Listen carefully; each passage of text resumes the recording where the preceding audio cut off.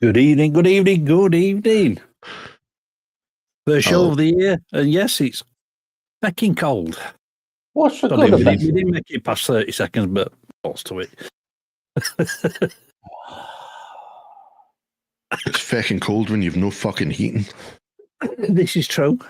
Oh, it's quite nice here. Although it is working again.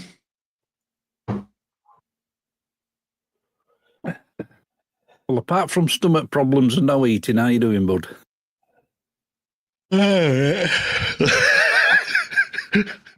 if you... No, I'm good, man. I'm good. Other than the... You're awake. I'm sufficiently awake. Yeah. Been good, other than the stomach issues. Cold. I think it's coming from the diverticulosis, to be honest. Yeah. Yeah. It's nice and warm. Nice and warm in the flat. Does that mean it's he's got a nurse round again? A nurse round what? Well, or it could be a round nurse.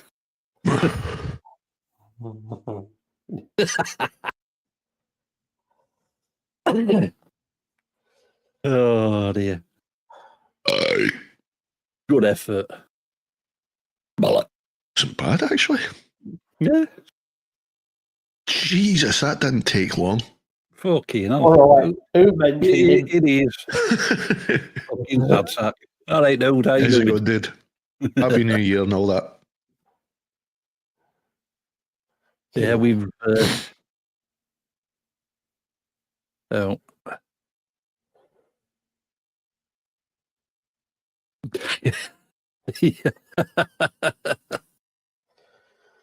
Yeah, sugar levels up and down like a fucking... Oh. Yeah. Oh, yeah, she got a good deal at Tesco this afternoon. Bloody hell.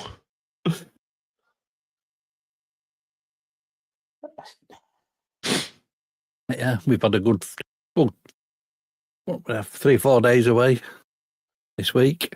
Yeah.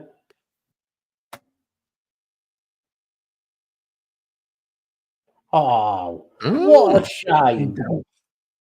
I mean, that's terrible. Oh, dear. I'm just going to shut up now. I can hear the computer enthusiasts. We want to see nice, clean cable management. Yeah, I can actually hear the computer enthusiasts cringing because you said computer screen and not panel. Well, I go with monitor. Or monitor, yeah. Screen. Thankfully, I'm not one of them. Screen. But what's cable management? You know that rubbish that's hanging down just shove it out of the way so nobody can see it. This is true. This is true. Yeah, they would get confused. Yep. Confused.com. Mm-hmm. And we've had a good few days away. Took Papa Wizard with us and all. And he ate like a fucking pig all week. Yeah, wrong with that. No, we've had some good snap, you know.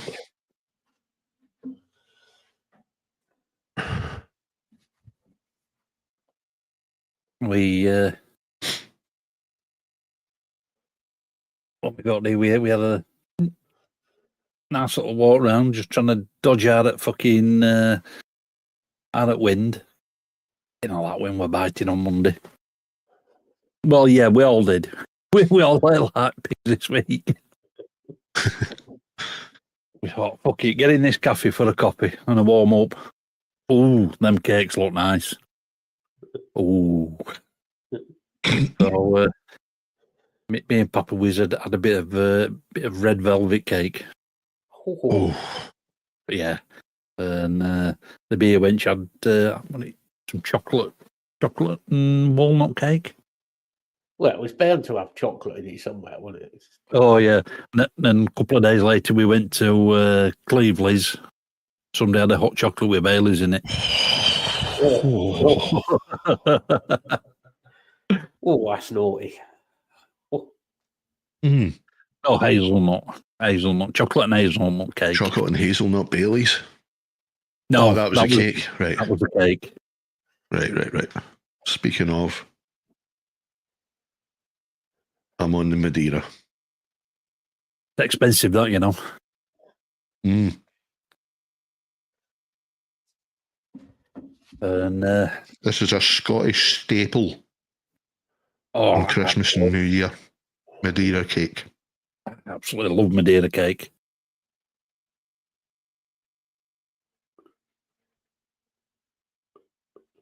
Three-day food coma. We always fucking get too much. There's two of us, and we're like, you just look at like, fucking hell, how many people's coming round? Oh, we always get too much fucking snapping. It's only fucking New Year's Eve, for crying out loud.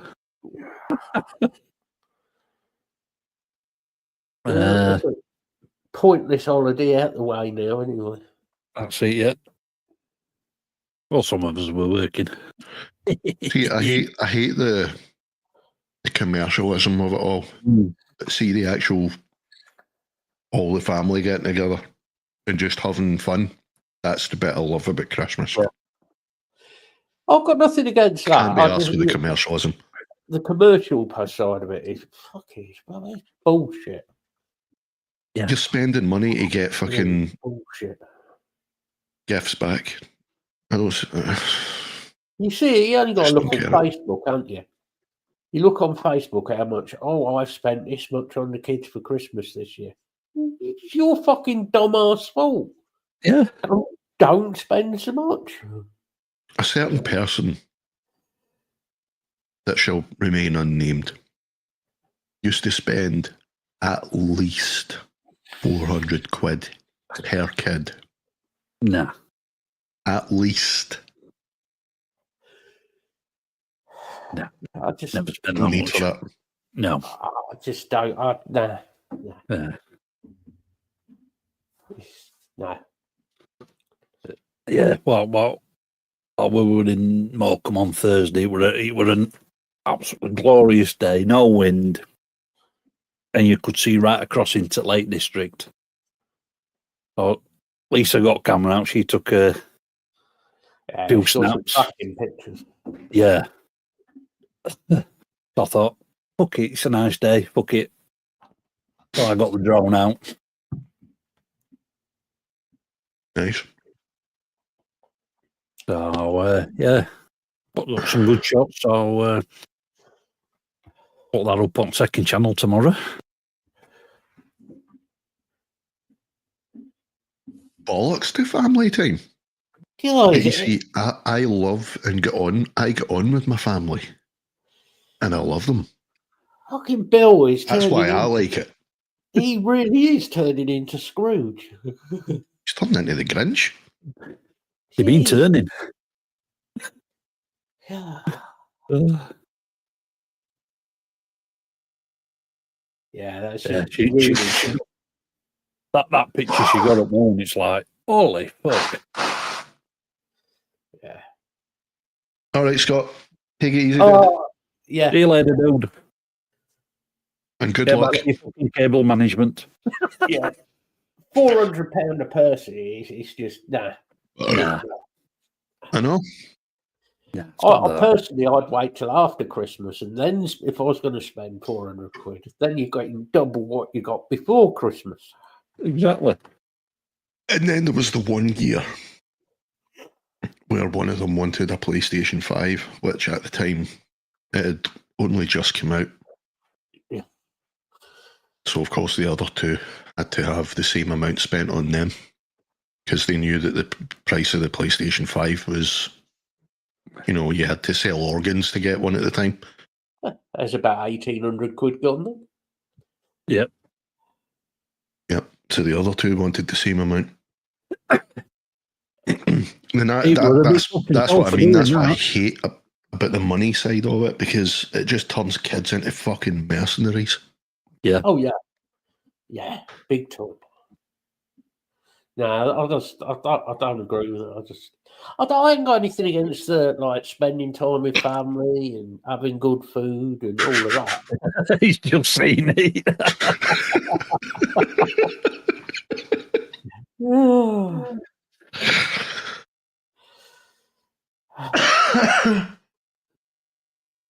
Fucking hell.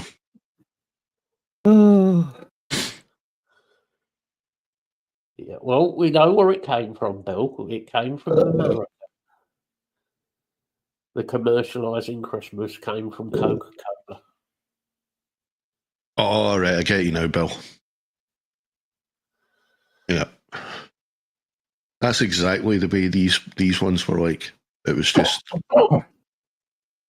what can I get and how much can I get away with? They would almost ask that exact question every year. How much can I have to spend? Mm-hmm. Fuck all. Hence why when they found out that one of them had asked for the PlayStation 5, they were like, ooh, that means I can get X amount. Yep. Nah. It's what it should be, Lisa. It's what it should be, yeah. That's what it is for me. Has been for years. Yeah. Even since I was in my early to mid-teens, I've been like that. I was happy if I got a pair of slippers. Which, to be honest, is the highlight for me because I love my slippers. Well, we got my dad some filament for his 3D printer. He was well chuffed with it. Ooh. Some fancy, that sort of iridescent changing filament. Yeah. Yeah.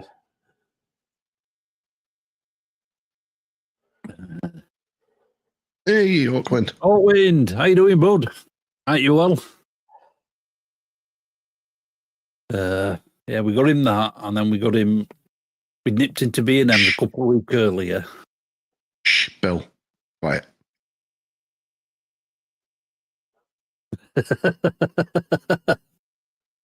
Everyone knows that every streamer is naked from the waist down.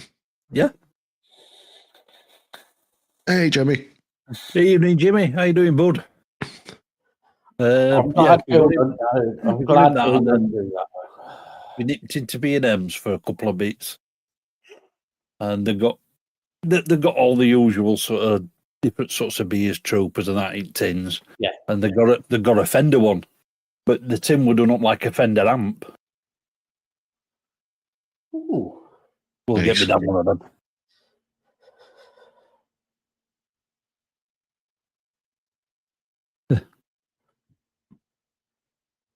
And then we were getting him slightly tipsy this week on Nuki Brown. Nothing wrong with that. No. He sat there like, oh, this is going down too easy.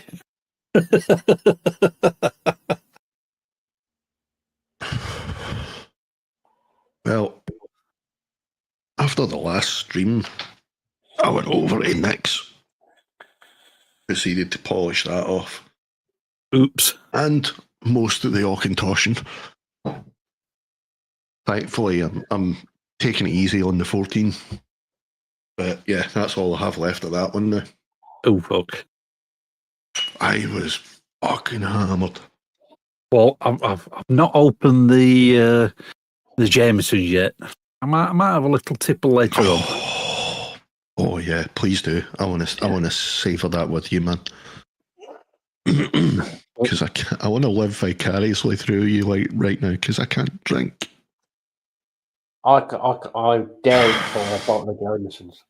I just daren't buy a bottle because I know what will happen. Is that right? Well, you were on phone while I was telling Matt.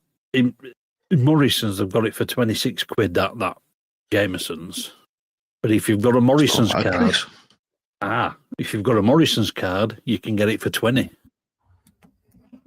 You know, is that a good discount? She's like, "Do you want one?" Fuck yes. I don't know. It's a decent wee discount. do hope. I know. Newcastle Brewery did get taken over at some point, but I don't know. Yeah, I can't remember who took them over. As long as it tastes the same, who cares? Do you know what I mean? It has changed. It has changed. Yeah, I mean, at one point, it might have been Heineken at one point because it did taste a bit funky at one point, but it's going back to what it used to taste like.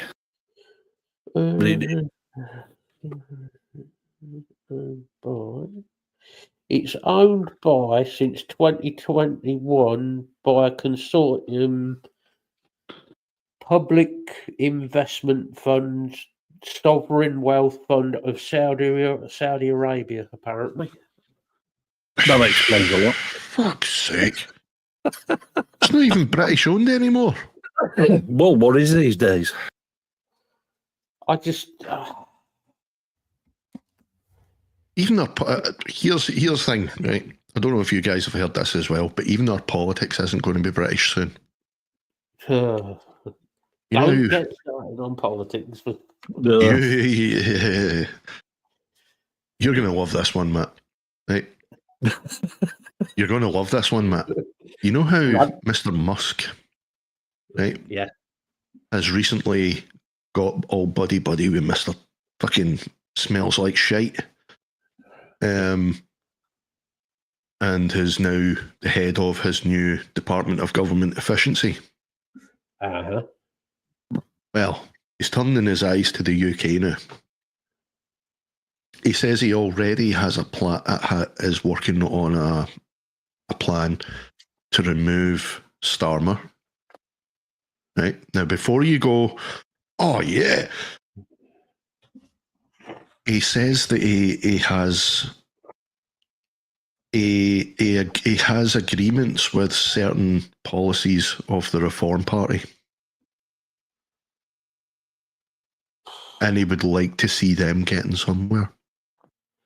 Oh, good. I'm paraphrasing, but that is essentially what he said. Yeah. And he also he likes their approach. Yeah, but he's also they need a new leader as well.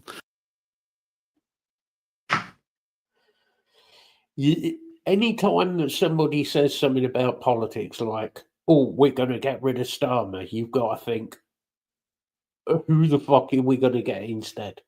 Well, yeah. Because everybody you've got. I mean, yeah, there's certain things he's highlighting recently that I think we can all agree with. Speedos. Oh yes. So you've got him trying to push his way into British politics, and then you've fucking got Rachel from Complaints fucking cuddling up to fucking CCP this week. Yeah. Great. That's all we need. She's gone to say hello to her communist bosses. I was talking to my mum earlier on about this though, and I was saying, does that not sound like your typical Bond villain? You couldn't write a better Bond villain than Elon Musk right now. You couldn't. I'm going to use my money to buy me power, and I'm going to fucking bring all these fucking different governments from different areas of the world in line to my view. While we're heading to a scary thing. This isn't conspiracy, because look at what he's done with fucking America already. He's already wormed his way into politics there. You know the fires in America? Yes. Bill and I were talking about this the other night.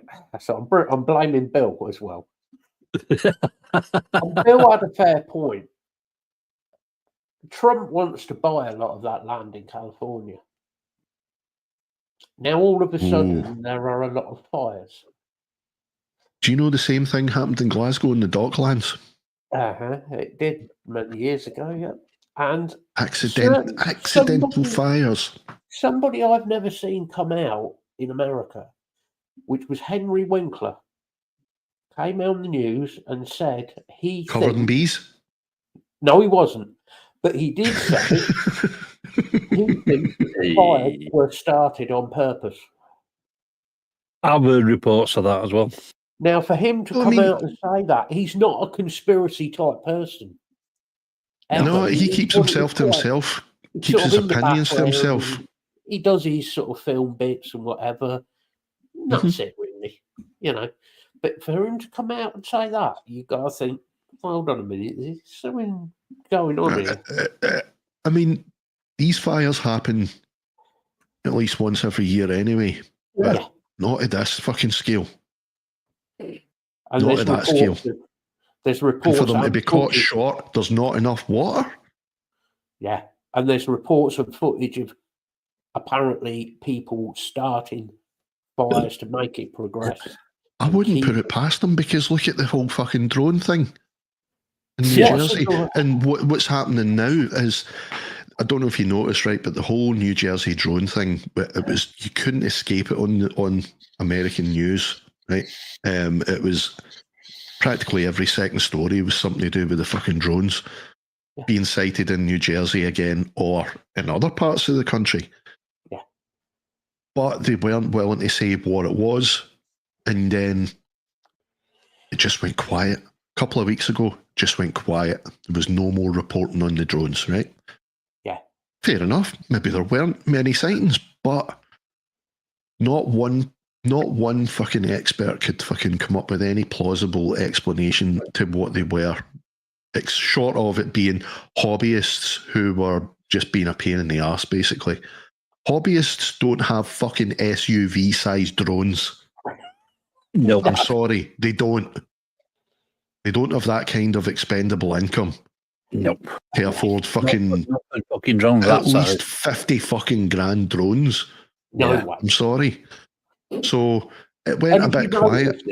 There's other things coming out in the news, and now we've got another flu that's coming about. To shift attention. We'll just shift it. It's all attention shifting. Doing it, but this, nothing to see here. Look at this. Look at this here. Exactly. So, but this is where I was going with it. Is it seems to have went quiet for 2 weeks, as if either there wasn't anything else to report, or news broadcasters were maybe said, look, just we genuinely don't know what this is, and we don't want to fucking point any fingers to certain countries, so let's just keep it quiet, right? So maybe that's why it did go quiet genuinely. But recently there have been large, big fucking drones, not hobbyist drones, not your DJIs, right? Proper big fucking powerful things that can carry big payloads were seen in New Jersey again. However, this time, all of a sudden, some company has decided to test these out for delivering goods conveniently. So now that's going to make people think, oh, well, all these previous ones must have been that then. Even though every company under the sun said it's not us. Hobbyists were even saying it's not us. Military were saying nothing to see. It's not us though. But so now people are going to stop asking questions. They're going to stop asking questions. What was it then? Good way to start a fire, though, isn't it? Use a drone. Oh yeah, yeah. I mean, it's like the worrying thing is though that they're getting into sensitive areas, and they're getting past the denial of service fucking weapons. Protections, rather, not weapons, protections. They're getting past that. So they're not your traditional radio broadcast or microwave cell broadcast. No.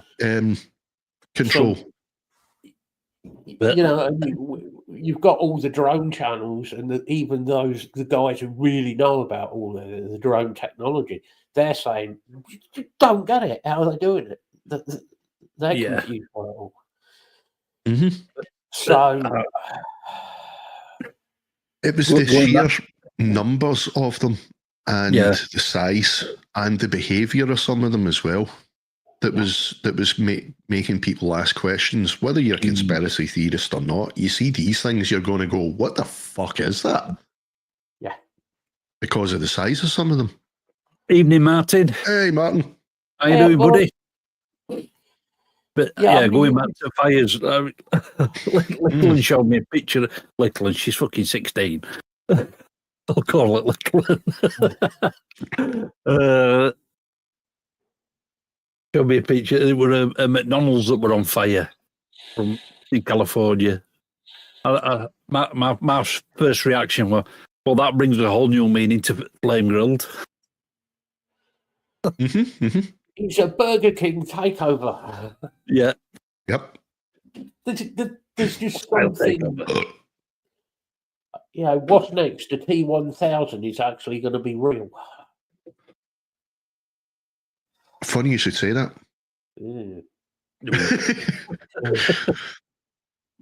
No, but there's a guy I've been watching in BBC on YouTube. He's a former BBC, what do you call it, advisor, like science advisor. But he's now turned YouTube broadcaster. He done his own programs in BBC as well. Professor Simon Hall. But he does a lot of good stuff. And it's him that's been covering this whole fucking drone thing. But there was one thing that he did cover, which was, have you heard of aerogel? No, don't think so. It's basically, when you hear how it's made, you're like, how can they do that?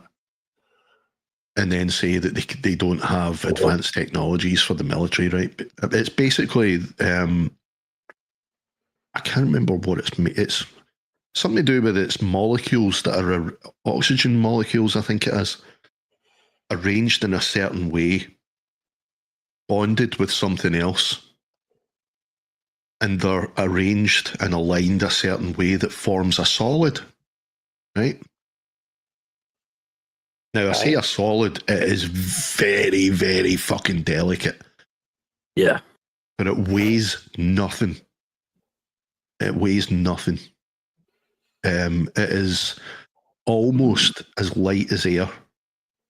Almost. It can stay. Like if you were to throw a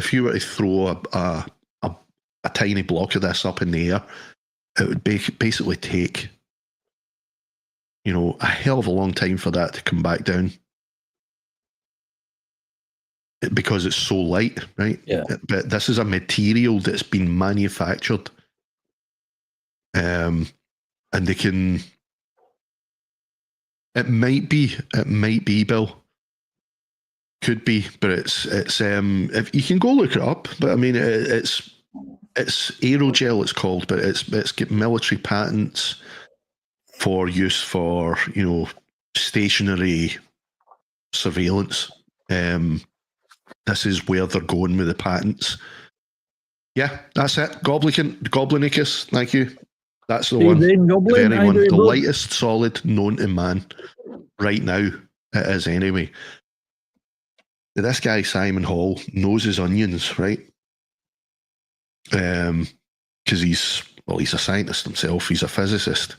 He was saying that he's read patents that are called aeroloys. And it's basically the same stuff, aerogel, but it's bonded with a metallic alloy. And it weighs almost the same as the aerogel. A metal.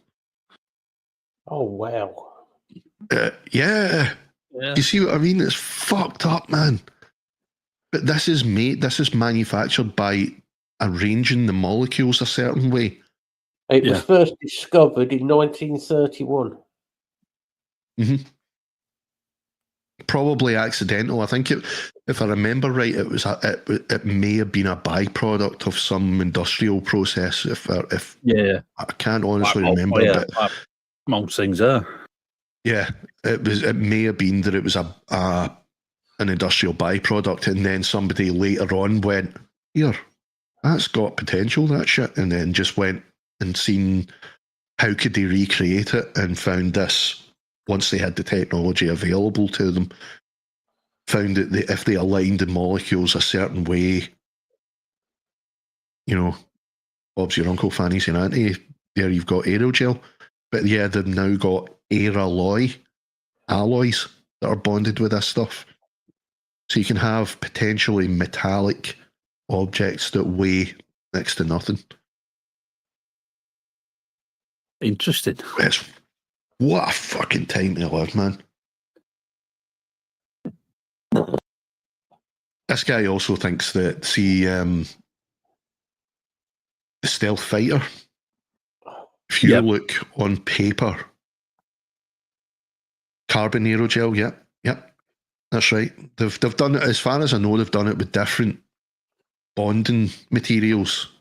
Because they're obviously trying to find, can they make it with some sort of structural integrity? Because at the moment, aerogel on its own is very, very delicate and very brittle. I mean, a guy brought a sample of this to a podcast I was watching.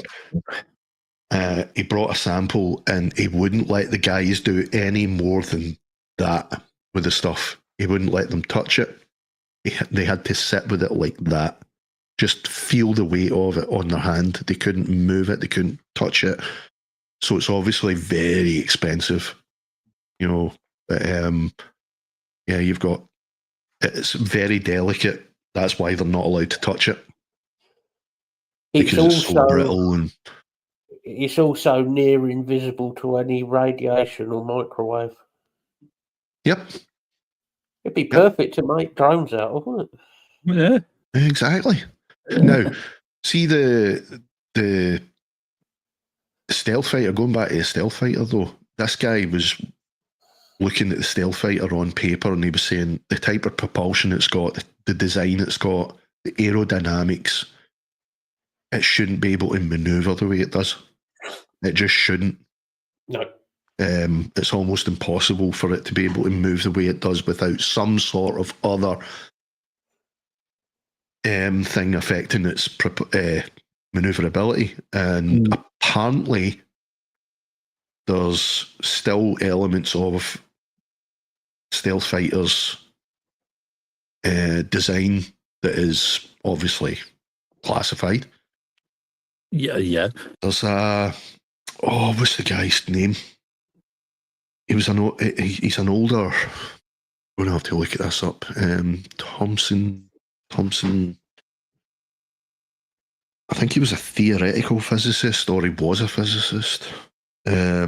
Thomson Browning. But anyway, this guy found that if you applied certain energy fields or electrical fields to the structure of craft, I think it was using plasmas, if I'm not mistaken. Yeah, plasmas. If you apply a slight plasma field, it has an influence on its maneuverability through air. It affects it reduces drag.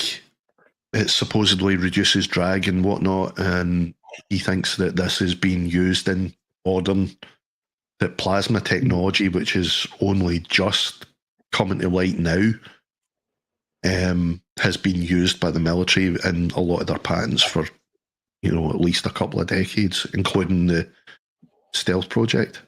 Because this guy was looking at the stealth fighter on paper and he's going, that should not be able to move like that. If it's just your traditional fucking jet engine, scramjets, whatever it is, it shouldn't be able to move like that. Whereas if you apply a plasma field to it, then it would be able to do the things it does. Yeah. It's something really interesting. Yeah. Anyway, it makes a lot of tinfoil sense. hat off. The tinfoil hat has been removed. A goblin, batteries in drones are just lots and lots of those in series. That's all. In EVs. Ah, okay. That's all that's in Right. EVs. If they're 18, that's why we end up paying more for 18650s when we buy bastards. Evening, bloke. How you doing, bud? fucking Tesla. Getting back to Elon Musk. Big knob. Have you ever noticed how he looks as though he goes to the same barber as Kim Jong-il? And Kim Jong-un?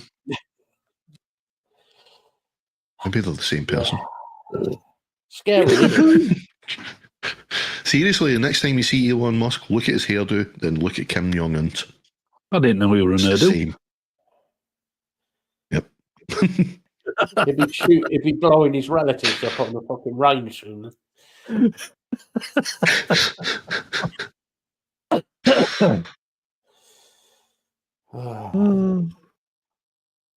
Makes you wonder where we'll be with this world in 50 years' time.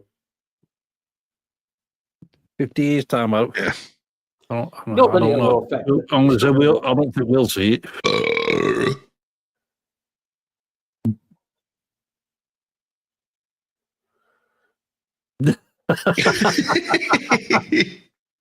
That's brilliant, Block.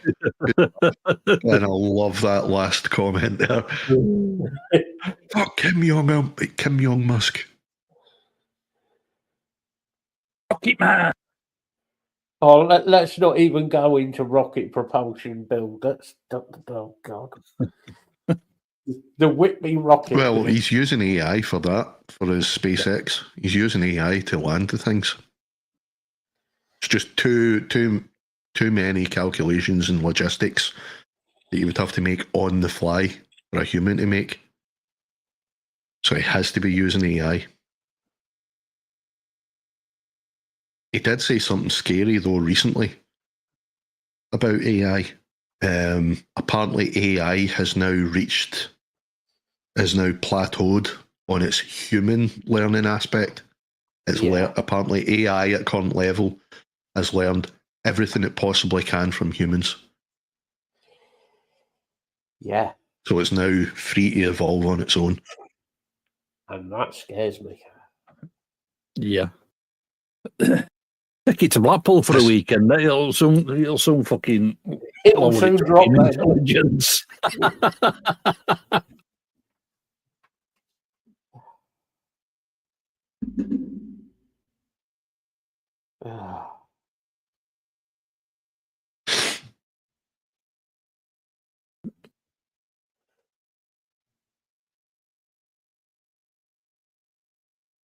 Yeah, music news wasn't. I haven't looked at anything, but you guys had a couple of bits, didn't you? A couple of beats, yeah. There's not a lot I going think on. I saw Cavaltop, they're touring, I think, sometime this year.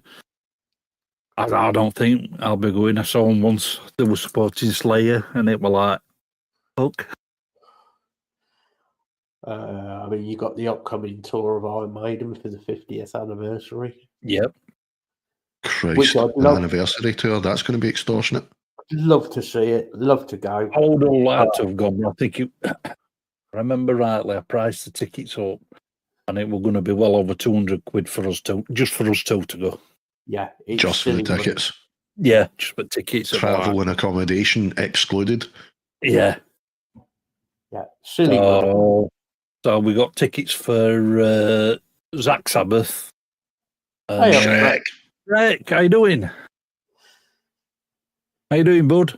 So we've got tickets for Zach Sabbath. That's coming up in 6 or 7 weeks, and also got tickets for Kerry King.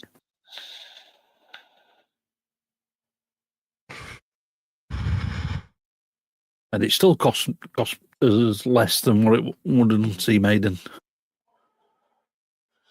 I still would like to go and see it because it's the 50th anniversary, but I would like to go, but I just can't justify that sort of money. And the only gig, the 50th anniversary, only one they're doing is in Dublin, so there's 200 mile of travel there and back. Yeah. Plus stopping in Dublin. Fuck me, that ain't going to be cheap. Nope. Well, if you travel into Newry, you could get the Gold Line. That's true. You're quite near Newry, so you could go into Newry and just get the Gold Line down. That's only like 20 quid or something return. Yeah, it could do, I suppose. It used to be 20 quid. It's probably about 30 quid now, but I mean, even still, that's a hell of a lot cheaper. Yeah, because I think when I looked, I think the nearest one for us would have been Co-op Arena in Manchester. Rocky Manchester again. Yeah. Tyler. Oh, God, who's walked the Amish up? All right, dude.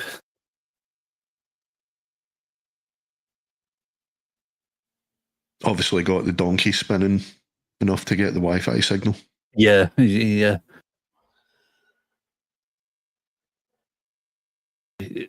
He's been peeling some potatoes instead of opening them boxes of potato flakes. He is a fucking potato flake. But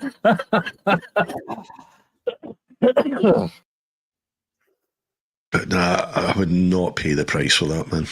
No, it's just too much, isn't it? It is. I mean, even smaller bands, because of the fucking pressures that the venues are putting on them these days. Even Slipknot. Smaller bands are fucking getting expensive. That tour that Slipknot's just done. That was over 200, wasn't it? Yeah, I think the cheap they did do Leeds Arena. I think the cheapest tickets I could find for that 145 quid. I was like, no, I'm not paying that. That was standing in the car park. Yeah.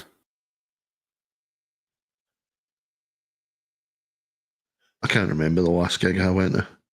I don't know what your prices are like in in the States, Tyler, but if they're anything like here, they're ridiculous. In fact, the last gig I went to was one that I played with my last band. That's going back at quite a few years. Because it got to the point, even playing in a band and doing a gig, I'm not telling you we carries expenses.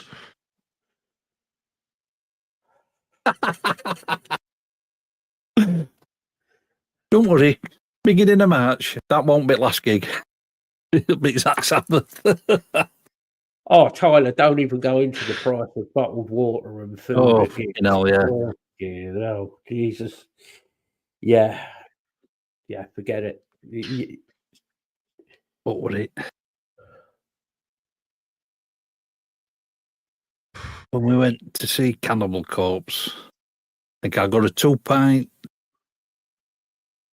beer. I can't remember what it was. She got a lemonade, pint of lemonade, and I think that was like, what that? It was stupid money anyway. Oh, yeah. And then they said, "Oh, do you want a shot for an extra £3?" No, I fuck. I want it free. We were just fucking paid. I want to take a shot at the people that priced these. Yeah. Yeah. I'll go and borrow my father's shotgun. Pump action. Well, yeah, we know that, Shrek. Yeah. But don't forget, I have to drive home as well. That's true. It's not the band's fault. It's not the band making the money. No, it isn't. But I mean, that's what I was going to say. The reason I haven't been to a gig for so long, and the last one being in my band, even that was pretty pricey.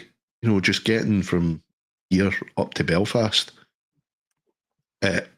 You know, and coming back at silly o'clock at night, you had no choice but to get a taxi back from Belfast. Yeah. So it was, even if you were chipping in, you're still talking about 60, 80 quid. Yeah. Easily. And if you were travelling back on your own, that's fucking just to play a gig. It's not so bad for me, at least I can drive back, but it's still the price of fuel now. Oh, yeah. And then some cities are placing tariffs on coming in. And you've got to pay. I totally get into the city. You've got to find somewhere to park where your car's not going to get robbed or done over. Then you can't drink, which isn't a problem for me. But, you know, if you want a beer, you've opted on that, haven't you? Yeah. 400 minimum. Jesus Christ. That's a joke, man.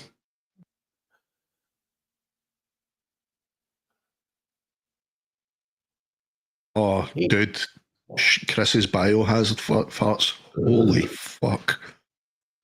I still think there's people back over in Birmingham right now that are going, Jesus Christ, what was that? That's Oh, what That's that still new, floating around. That's what that new That flu fart, is. It's not that flu. fart It's had a Chris's. radioactive half-life. It's not a Chinese flu. It's Chris's farts hanging about. That's what it's. All right, Shrek, enjoy. Take care, dude.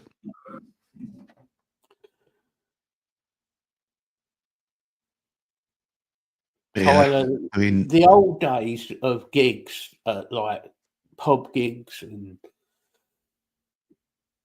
when we were paying, I don't know, probably £3-4 to get in gigs and £5 to get in gigs, and it was a good night. Yeah, long gone. That's long gone. I mean, long gone. Just even going to used to be pub, well, still a pub, but they're working men's clubs. You're still talking like 10-15 quid just to go and see a cover band these days. Mm-hmm. Yeah, it's sad, really. It really is. Nice one, Block. You spam it out, dude. Nice one. But I mean, I remember, like, this is going back years ago, man. There's a guy called Dwayne Peters. I might have mentioned it here before, but Dwayne Peters was a professional skateboarder who also done hardcore punk. Yep. Yeah. And his band, Dwayne Peters and the Huns, were playing in Glasgow. And the event organizer, Kelv, his name was. Kelv, you're a cunt. He called my mate Steph up, who my best mate, still best mates with him to this day. He played drums, and he called him up and he said, wondering if you'd be interested in supporting Dwayne Peters and the Huns. And Steph had never heard of him. Some punk he was, but anyway, I digress. Anyway, he comes to my house, right? And my other mate Dave, it was just we were a 3-piece at the time. So it was me, my mate Steph, and my mate Dave. He's a guitarist, and Dave was there. So he's like, right, we've been offered a gig. And I'm like, all right, where? Ivory Blacks in Glasgow, which has changed names now. I don't know what it's called now, but I think it's just called Audio or some stupid name like that. But anyway, he says, supporting Dwayne Peters and the Huns. And he's like, okay. And I'm like, what? Dwayne Peters? And he's like, have you heard of him? And I'm like, fuck's sake, dude.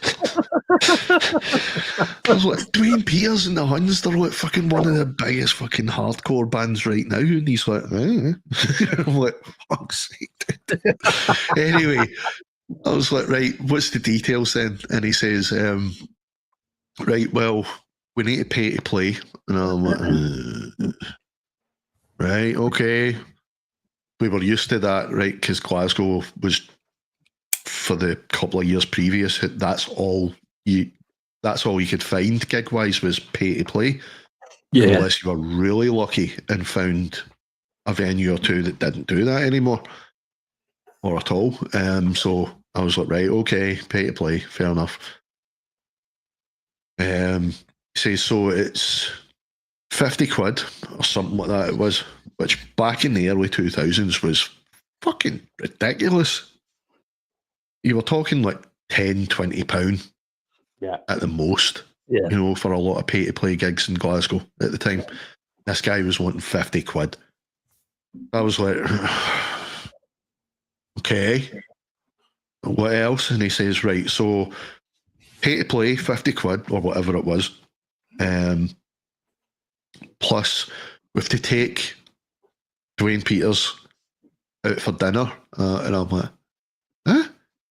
We have to take him out for dinner and the rest of the band and Kelv, the organiser, and the crew.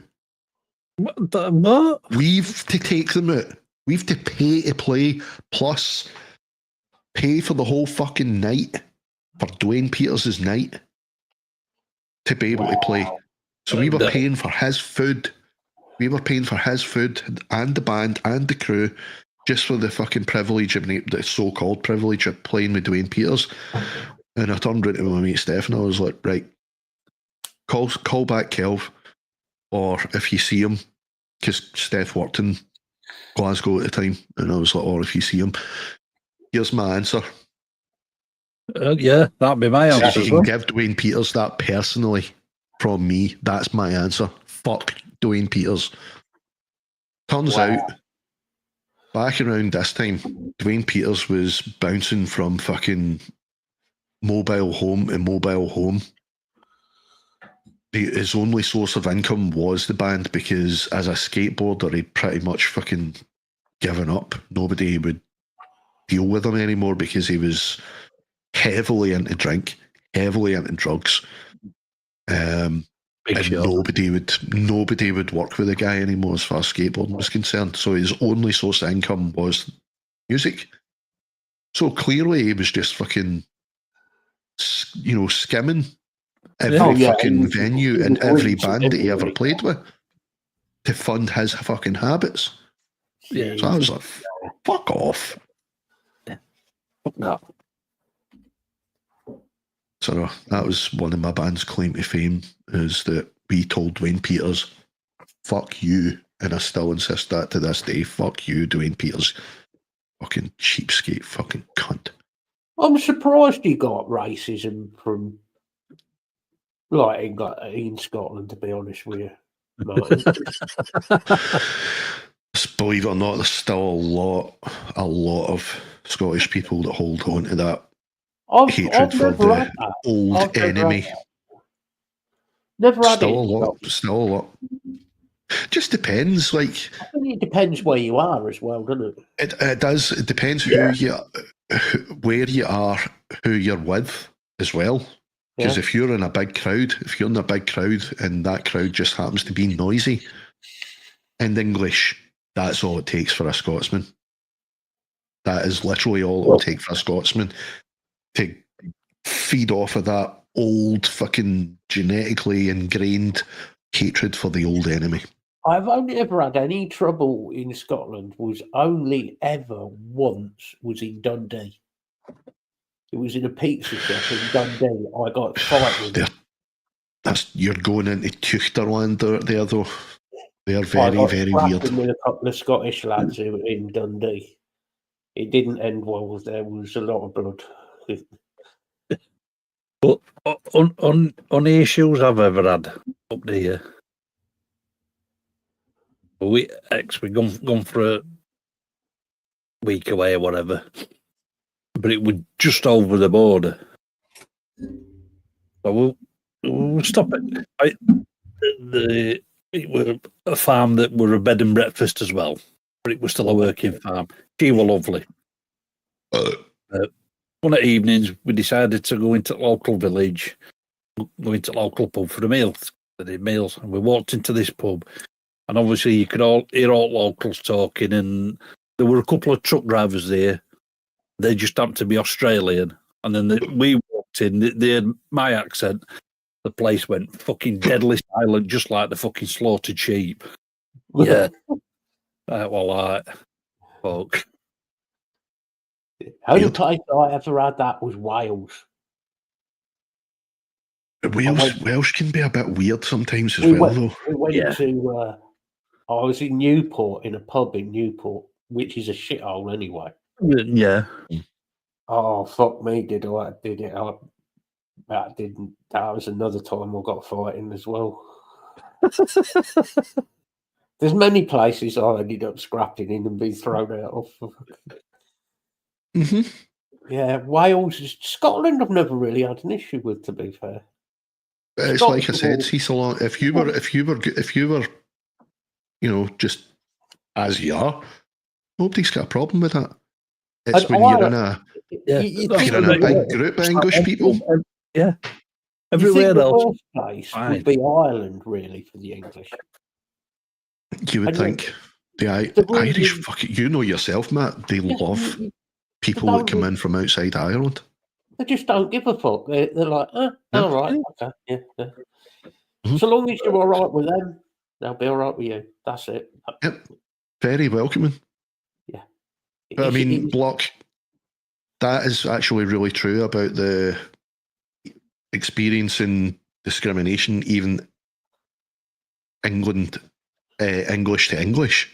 There's still a bit of discrimination because you'll hear the term the North-South divide and you automatically think Scotland, England. But that can also apply to the north of England to the south of England. It's like London. There's still a lot of bigotry and discrimination. London, And Yorkshire. Yep. Fucking northern fucking bastards. Fucking Fucking shandy drinking fucking tosspot. I'm a shandy drinking tosspot, yeah. But no, there's meant to be that, but I don't know. It's But the thing is, like with that, you'll get with a lot of Londoners, anything that's fucking north of the Watford Gap is the north. Oh yeah. No. The issue I have, right, with Londoners is they think they're better. This is from me being a Londoner. Londoners think they're better than anybody anywhere else in this country. It's a fucking arrogant. And then they wonder when they go to like up to Yorkshire or anywhere else in the country, they wonder why people are pissed off with them. Yeah. Just be yourself, be a normal person, don't be a complete knob. And funnily enough, they'll be all right with you. Yeah. Bill, that's Manx going anywhere else in the country. We all hate the fucking Manx. Or Geordies going anywhere else in the country. Well, yeah. Geordies are Scotsmen with their heads bashed in. Yeah, I've. And that is coming from a Geordie. I heard a Geordie describe himself as a Scotsman with his head bashed in. Yeah. When I was doing door work, I worked a couple of nights in Newcastle.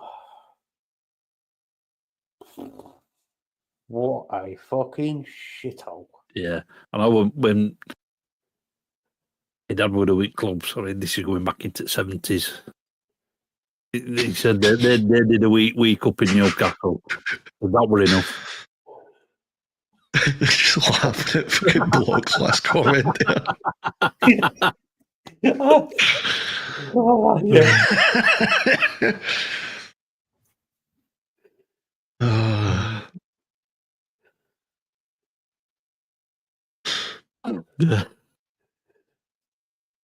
I like how you put top north. Top north. You get Southerners, they'll just put a T in front of everything. Oh, yeah, I can speak Yorkshire now. Yep. Until they go to Yorkshire and they go to a little village somewhere and it's speaking full Yorkshire. It's like, You've Peter Kay to thank for that one, though. Yeah. Egypt. Looked it, packed it, fucked off. Scotland, Tenerife. Phone. No, me biscuits fell in me brew. The most entertaining thing you can do in Yorkshire is go to a small village. Want a drink? I'll have a drink. And ask directions. Go and ask directions from one of the old farmers. You end up more lost. Same with the Irish. But you ask one of the local farmers. It makes no sense. Fuck. You ask directions over this neck of the woods, you get a life story along with it. I remember when that pub, I only want to know where I'm going. Yeah. Oh, sure, you go past the pub there. Yeah. And then that pub used to be such and such. I don't care. Sorry. 3 hours later. On the left-hand side. Where's the fucking bus station? The old bus station used to be over there, but it's not there anymore. Yeah, and if you get to such and such a pub, which isn't there anymore, you've gone too far. So how do you know? Oh, fuck's sake. That's it. Yeah. That's it, G. Go on, upset the Yorkshire lass. Oh no, that was deliberate. That not upsetting her, but it was deliberately mentioning Peter Kay because I know that he very much stereotypicalizes the Northerners. Yeah. That's the Butlins red coat in him, though. Yeah. In red coats.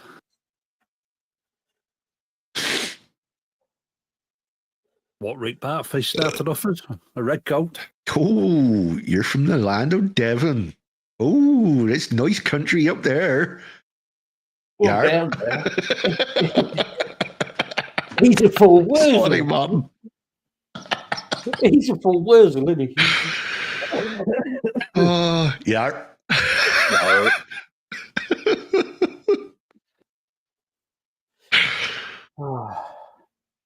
Land of Good the cheese webbed, up there, though. Good cheese country. Definitely. land of webbed feet and six fingers. And Well, he said his family's from Lincolnshire, so he fit in.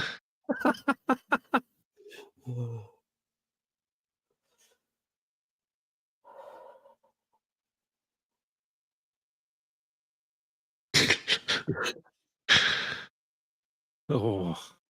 Yeah, I had to do international directory inquiries as well in my last one of my last jobs. So yeah, I'm used to accents and various regional dialects. Some of the Irish accents are brilliant. The further south you go, the further south you go, down to like County Mayo and Cork and Cork. Oh my god! And when they get going, when they're talking full speed after a few drinks, you see a couple of people from Cork talking away to each other. You have no chance. I don't know what language it is. Not a clue what language it is, but one of my mates that I worked with, funnily enough, in the international directories, his girlfriend was from Cork, and it took me months to understand a word she said. Yeah. And she was slowing down as well. She slowed down her speech because she knew people couldn't understand her, and even still, I had such a hard time. Yeah. Well, so I just used to sit there going, Well, it's like if we go and see Lisa's mate, Claire, she's a Geordie. She lives in Oxfordshire these days. Don't you know? Oh, she's a posh Geordie. Yeah, she's a posh Geordie these days. What's up, Darth? Darth, how you doing, bud? And it takes you a good 10 minutes to fucking just tune yourself in. Mm-hmm.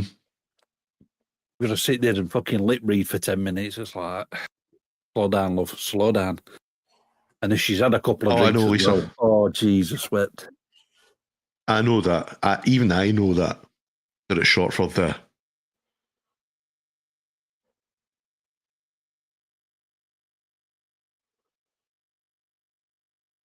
But yeah. Try to think of the toughest accent that I ever had to deal with.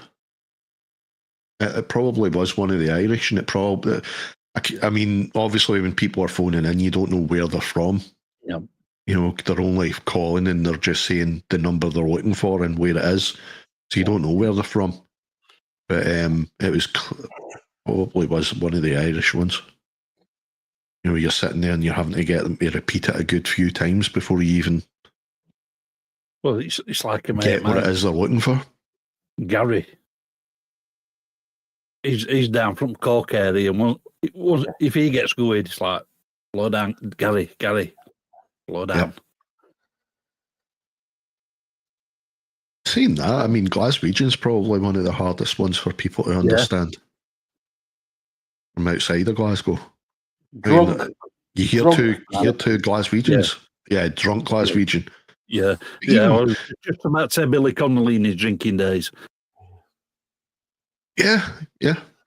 But I mean, it got worse than even Billy Connolly's days. The accent evolved and became even more fucking weird. Yeah. Yeah.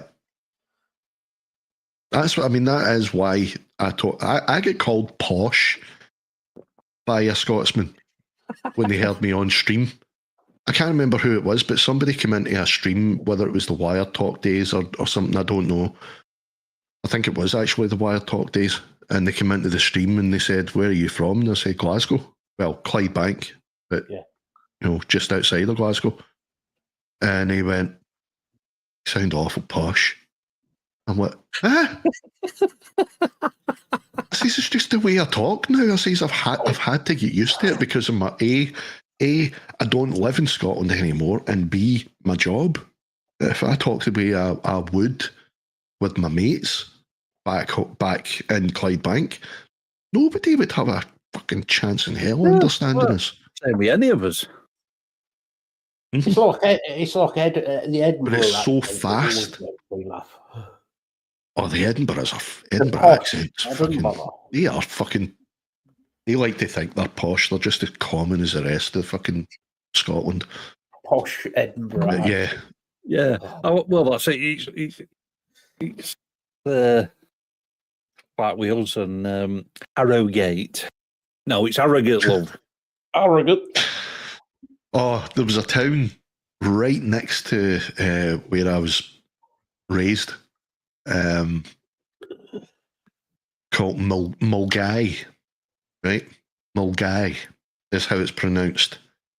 Unless you're from Mulgai, in which case it's Milngavie. Because that's how it's spelt. Milngavie. Everywhere else in the rest of the country calls it Mulgai. People from Mulgai call it Milngavie. Because they're all toffs. Yeah, exactly. Because they have a castle. Because they have mansions. We're so posh, we don't call it the same as the commoners. It's Milngavie. The bouquet residence, the lady of the house speaking. Yeah, can I speak social to media and call centres. That's what led me to talk the way I do.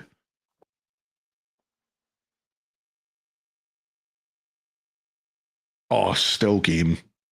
If you want a genuine insight into Scottish culture, still game. Oh, it's fucking hilarious. What were we watching a couple of episodes? Rabsy.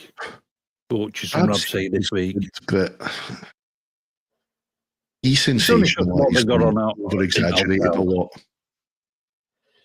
I mean, still games very the people that are in it, the way they're portrayed is pretty much exactly how the people are in the estates in Glasgow. Obviously, it's still embellished a little bit, but it's, the culture in Still Game is spot on. I don't think there's an accent that I really dislike. Actually, there is. There's one accent that grates with me. Mancunians.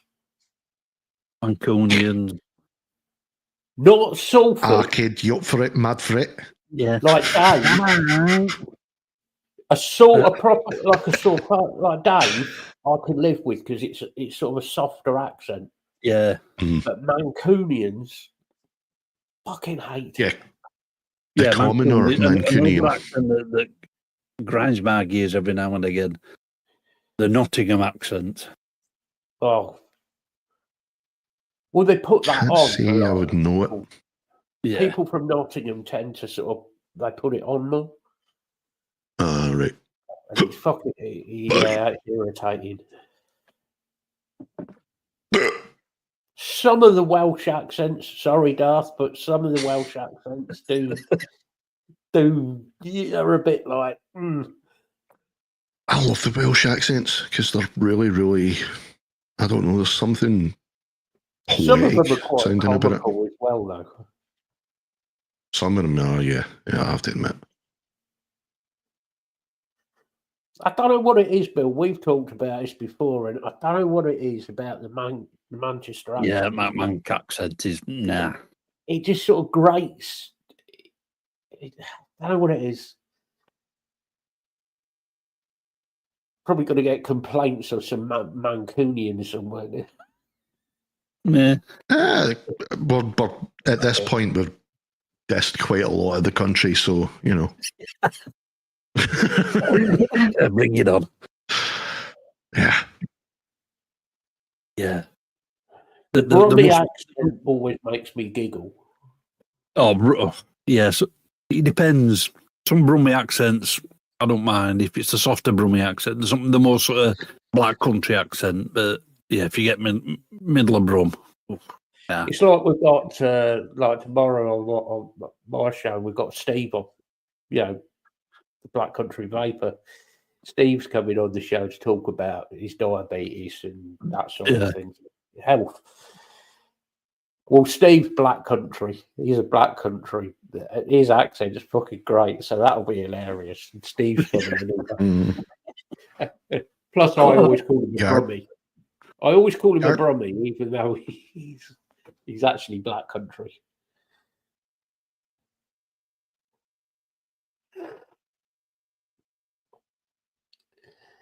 Yeah, the Black Country people, they're Norse people. I don't know, Martin.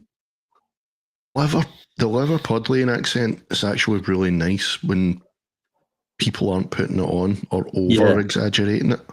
If you like Jenny, she's got that soft. Yeah, she's really well spoken. Yeah, so are our friends. Do you know what I mean, Chris? It's not harsh. It's not harsh on your ears. It's just a normal. But again, when you get to the kind of the estate level, then it gets really thick. You know. In more ways than one with some Scousers. But anyway. But, you know, like Jenny she's got quite a soft accent there. Yeah, it's nice. Mm-hmm. No, I don't think there's really an accent that annoys me now. There was one or two of the Welsh ones that used to annoy me, but that was when I was working call centres. Yeah. Because they were really hard to understand at times. Was it Darth? No. It was the Welsh speaking ones, because I mean, obviously the accent's thick enough, but when they're trying to, you know, explain the name of a place or whatever in Wales, you're just like, huh? Say it again? Say it again? And they get really pissed off. Man, it's not our fault. Use some fucking vowels in your language, for fuck's sake. Yeah. Don't spell all your fucking sound names with just consonant. Yeah. A little vowel here and there would just go a long way bridging that fucking understanding gap. If that's your Welsh chat up line, Bill, why do you know that Welsh chat up line? Is what's well, yeah, exactly.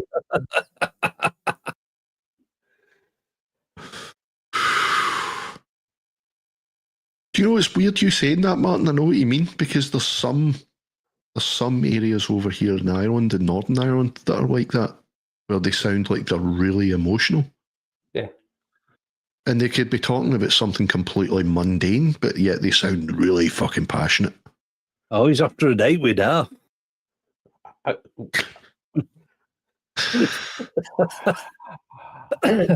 I worked at bank. There were a couple of occasions I had to phone.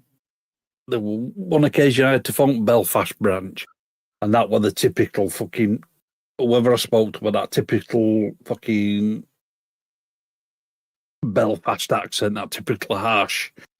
Yeah. Mm-hmm.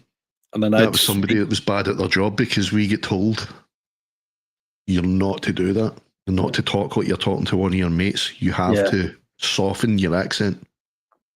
They might have done, but because you're not used to hearing it. And then a few months later, I had to speak to somebody in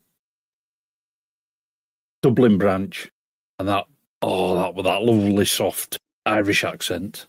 Oh, Yeah, Dublin accent's gorgeous. yeah. Gorgeous. The full Belfast,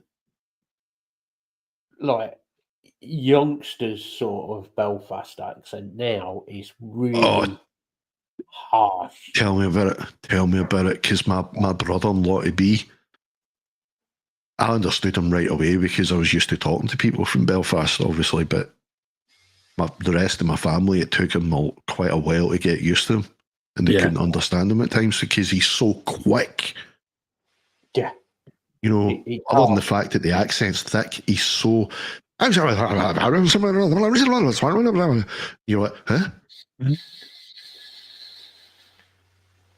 But the Dublin accent is gorgeous, though. Yeah. The girl I was seeing down there, she was German. She was from... Exactly. Where was she from again? That's all this guy sounded like. I'd sooner not, thank you, Bill. But this lassie I was seeing down there, she was German. So she had quite a thick, proper German accent. But then there was a lot of the Irish blended in. She had a beautiful accent. Because at times she'd be talking with that typically German sounding, accent, and then she'd go to say something like, the number 3. And in a German accent, she'd go, tree. You'd be like, that's fucking awesome.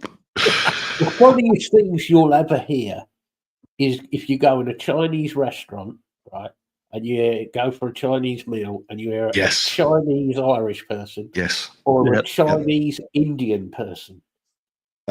Because you're looking at them expecting it to be, that sort of English, slightly broken, but Chinese, that sort of, and it comes out in like a thick Irish accent.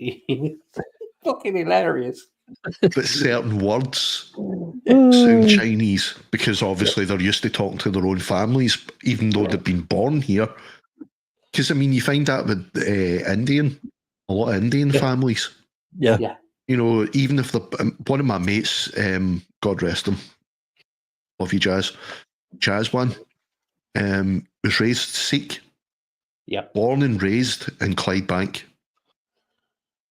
So he sounded, Glaswegian. But certain words, because, he talks these, like most kids, he's talking to his family a lot of the time, most of the time in his life. So because of that, certain words would be Indian sounding. Yeah. Even though he's never spent a day in India in his life, he still pronounces it Indian. So you get that with some of the Chinese families as well. Yeah. Oh, I'll bet, Martin. I'll bet. An Indian Welshman. Oh, yeah. There's a joke in there somewhere.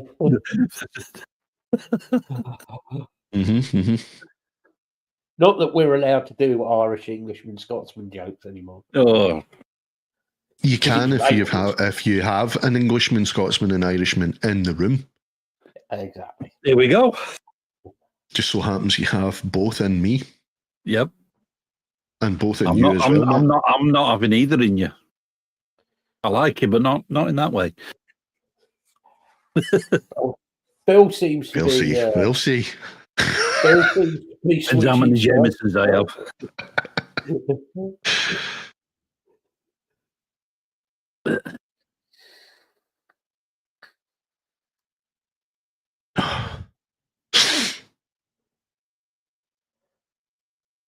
Yeah, there was a lot of accents that used to annoy me, but I actually really, really like them now. South African used to be one that I hated.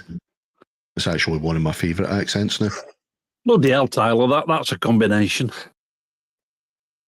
How well did you know? How well did you know? That's exactly what I would have asked. For fuck's sake, trust you. Were you, did you know him intimately?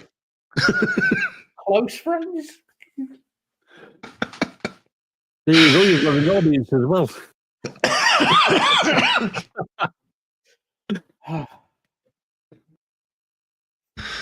Wow. I'm just trying to think of the logistics of this guy's life now. Because, I mean, that must be tough. That's a tough upbringing. Yeah.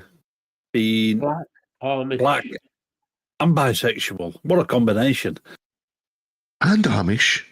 Because they face a lot of flack from outside of their own people. Well, Tyler does. Usually off me, to be honest. Tyler gets a lot of flack off us. He deserves it.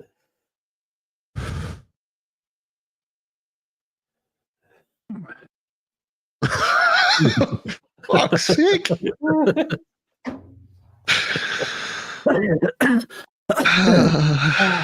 Yeah, ain't that the truth? It fucking is.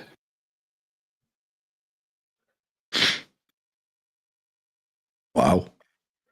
Yeah, that's a tough upbringing right there.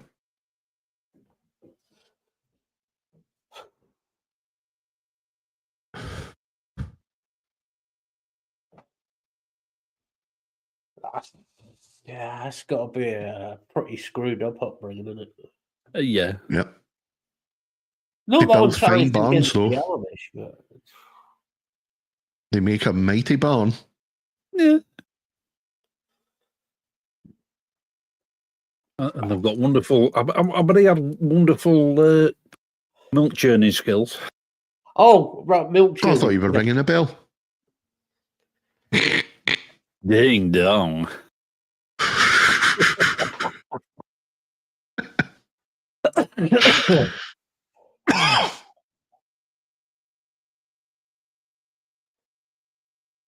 Jesus.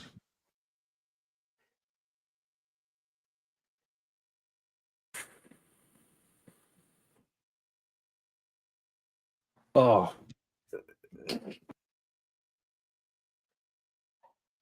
While we were in Blackpool this week, they were having fucking auditions for Britain's Got Talent.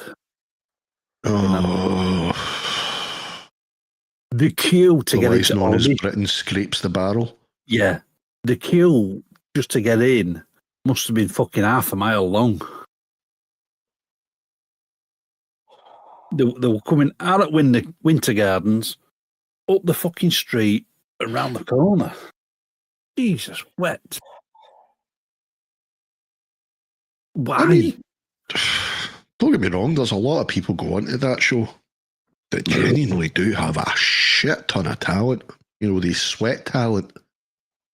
And it's sad that they have to go into shows like that. Yeah. Where they're up against, you know, you might get somebody with incredible talent at what they do. And then you get the next guy going up that basically sits there and talks about paper or something mundane. You know? What? And it weren't just on for one day, it was on for about 5 days. Oh, what the fuck? yeah. Britain's Got Talent. Any of those talent shows, I just cannot fucking stand them. Oh, well, a lot of good. Day after we'd seen this, I was talking to a guy at a hotel. I'm just outside having a toot.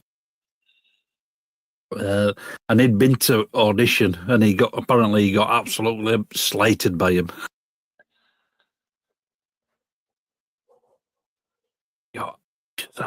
Well, I mean, Adam Lambert, who sings for Queen now, he started off in America's Got Talent, which is obviously a spin-off from Britain's Got Talent. So you do get genuinely fucking talented people coming out of that. Because that guy has a fucking fine set of pipes. Oh, he has, yeah. And very, very humble, because, I mean, that's the reason why they've never recorded an album. You might think it's the original members. The original members want to record a new album. They want to record new material. Adam Lambert is the one that's basically said, I don't want to do that to Freddie's legacy. No. Good on him. Yeah. I think you're a fine fucking singer, do it. Yeah. I think if they were going to record new material, perhaps do it under a different name. I said that before when there was. I'm going back to like the Freddie Mercury tribute concert. I'm going back to even then when there was rumours that George Michael was going to join them. And even back then I was saying, okay, don't record as Queen. Just come up with a new name. Yeah. You know, Queen rocks even. Do you know what I mean? Just something to separate it from the original Queen. You know, if you're scared of stepping on Freddie's legacy. But when you've got somebody like him fronting them now, Adam Lambert, I mean, the guy's fucking phenomenal. He's the only one that I've ever heard that is even remotely close to Freddie as far as range is concerned. Freddie would have had an issue with it, you know. No, I don't think he would. That's the thing. I don't think he would. He wouldn't have. And that's what I'm saying, though. The rest of the band members know that, but they've been really respectful, even with Adam Lambert, in the sense that they're not forcing him to do it. You know, they're not saying, right, if you want to stay in this band, you're recording. They've basically just went out and done the existing back catalogue with them, you know. I get they could easily have said that, though. I get people want to have respect for, you know, for Freddie or for, you know, Dime and Vinny. I get that. Yeah. Unfortunately, they're gone. They're not here anymore. Yeah. Can you move on? Yeah, I think you should move on. Not forget them. Don't get me wrong.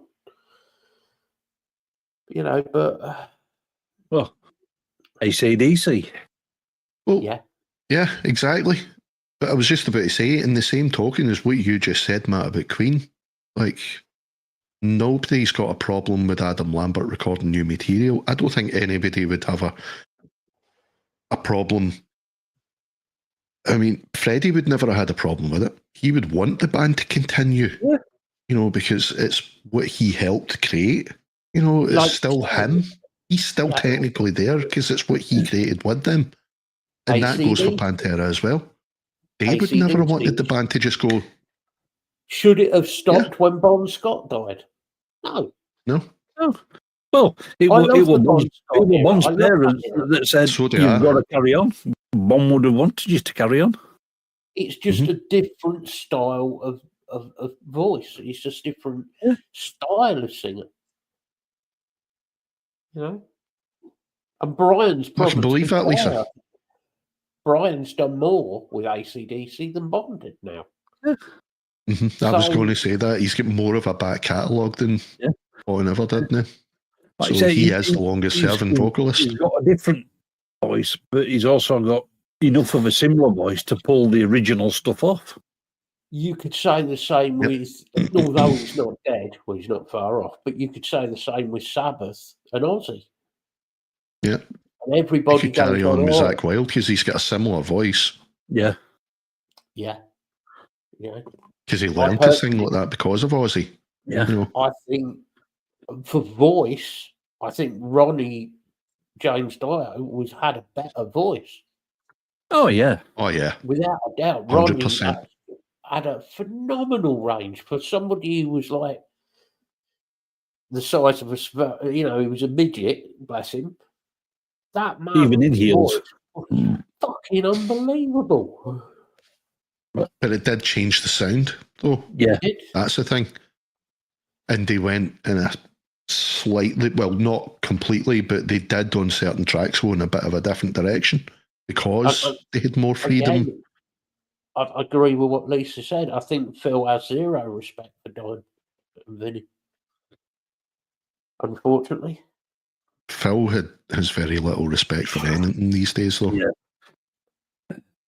Which is up to Vinny passing, he always says, "No, I'm not doing it. I don't want to work with Phil ever again." Yeah, the history that I mean, yeah, that's one person. That's one person that just so happens to be one of the remaining, you know, original members. Unfortunately, but that's one person in that band. Though the rest of the guys, I wholeheartedly think respect what they're doing. Yeah, but then you've Charlie got to remember, Benanti especially, and Zach. Those two guys are fucking loving what they're doing right now. Zach and fucking Dan were best mates for donkey's years. But you've got to allow. So was Charlie. Yeah, Everybody's Charlie forgetting about, Rex. Yeah. Yeah, people sort of, he's just a bass player. Well, but he's been there for years. He's one of the fucking original members, for fuck's sake. What a fucking bass player. Jesus Christ. Yeah. He's incredible, man. He's incredible. So There was talented. see round about the time when Love his Vinny bass, died. though. That was when Rex started going really downhill. He was think heavily nowadays- involved with the heroin and whatnot. So, and I honestly thought that's it for him. That is it.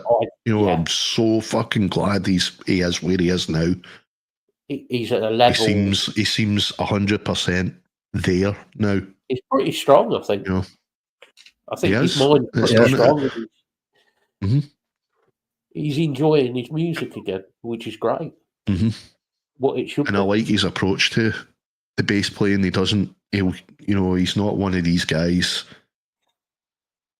And, certain other bands, you'll get a bass player that will only play one bass throughout their career, one amp throughout their career, and no effects, except for post stuff, like EQ and whatnot.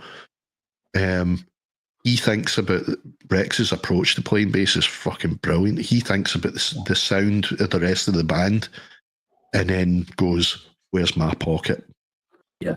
How do I make myself stand out enough but not dominate, pardon the pun, not dominate the overall sound, and he uses different basses, he uses different amps on stage as well. He'll switch between them, even in one song, he'll switch amps just for a particular sound that will make it stick out here. And even his style of playing, he doesn't follow the guitar. He will at certain points, but then he'll go and do something else and fill out the void. He's a bit of a genius, is Rex. Him and Steve DiGiorgio, I think, are definitely my two all-time greatest bass players. No, Frank Bello. I have to put him up there because it's my favourite band of all time, Anthrax. Yeah, I'd agree with you there, Martin. I think John Fife. John's a good guitar player. Very talented guy. Very, very talented. But going back to bass players, in the background a lot for the longest time, though, did he know? Yeah. Was he not a session player for a long time? Yeah. I think he was. Going back to bass players, Geezer Butler, he'd follow Tony, but then he'd fill in. John Entwistle. Oh, said at the exact same time, John Entwistle. Fucking phenomenal. Jack Bruce. Cream. Jack Bruce. Yeah. Oh, yeah. Who else? Fucking Tommy. Oh, this is terrible. I should remember your name. Tommy from Stevie Ray Vaughan and Double Trouble. Tommy Shannon. Tommy Shannon, yeah. Holy fuck. He made it look so effortless and like he was doing hardly anything, but then you actually listen, you're like, wow. Jack Bruce was a seriously talented man. Yep. Seriously. Scottish as well. And very underrated. Very underrated, yeah. Mm-hmm. Yep. Because that's the sign of a good bass player. He could just play without you really noticing him. He had that. He's very, very good. Mm-hmm. I'm not sure I'd have wanted to be in a band with him and fucking Ginger Baker because of the amount of fights they used to have. But yeah.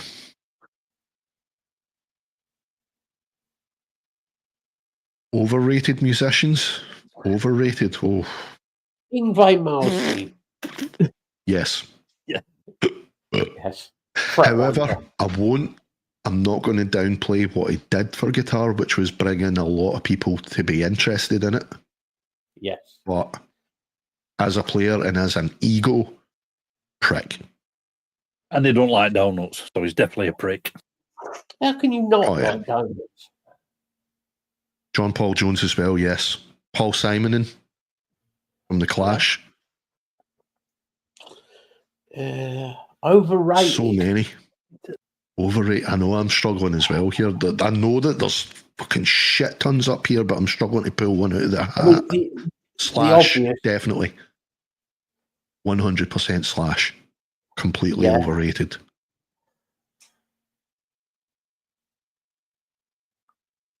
I'll agree with that one. Do you know what I'm struggling to think of overrated. Gene Simmons, Tom Araya. Tom Araya. There's no need for language like that, Lisa.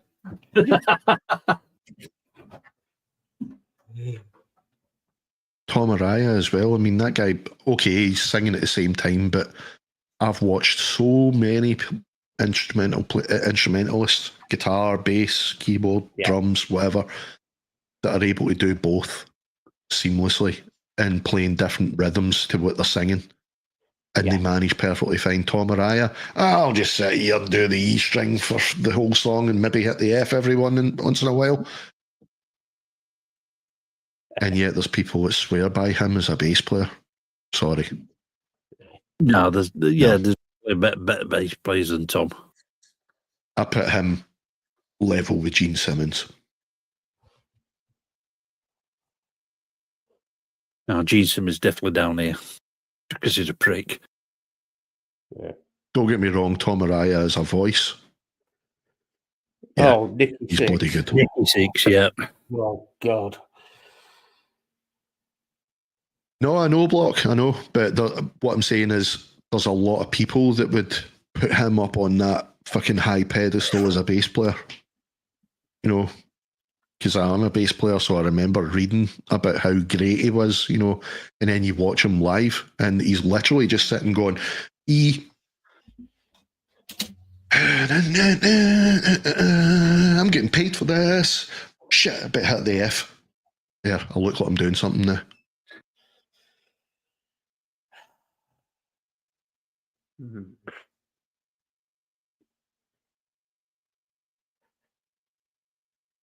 But his vocals were fucking brilliant.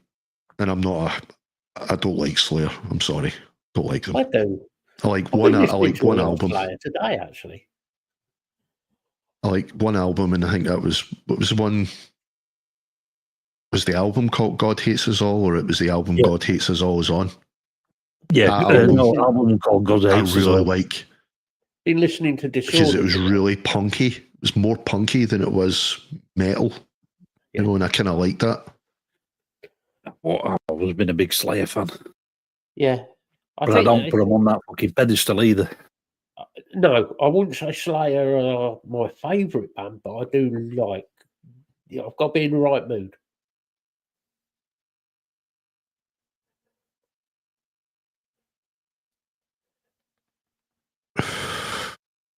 Who's Max? Max Morton's on your record, right? Okay, Block. I'll give that a listen. Yeah, we'll check that out, dude. But try to think I'm more overrated.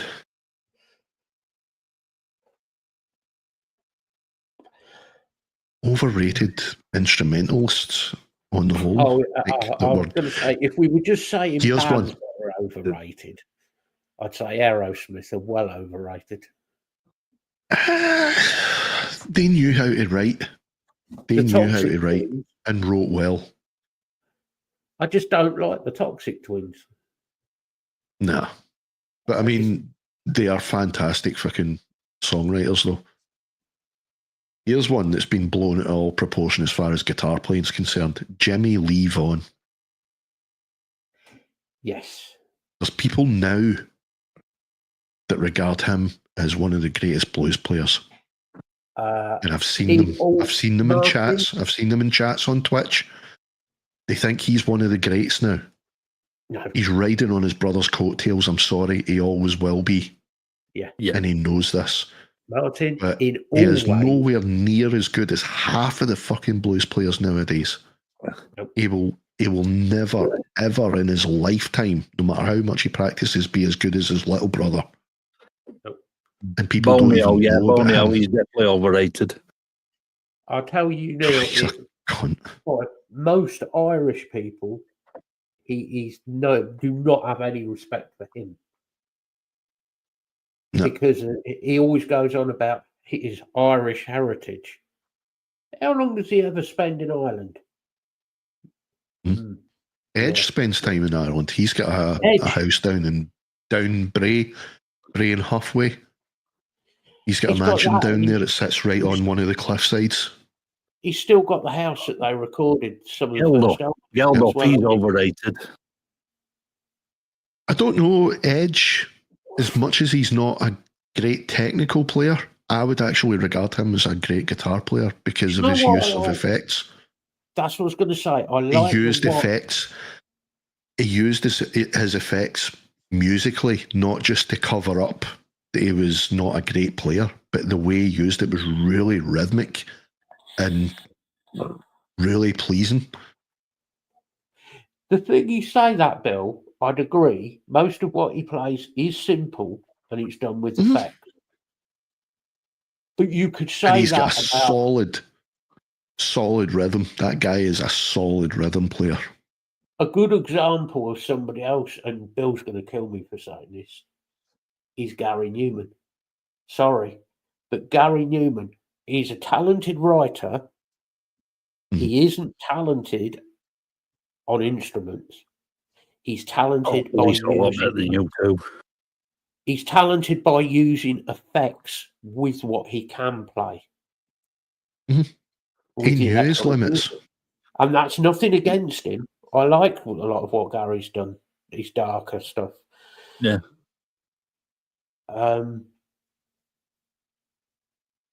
Edge the same. He's done a lot of.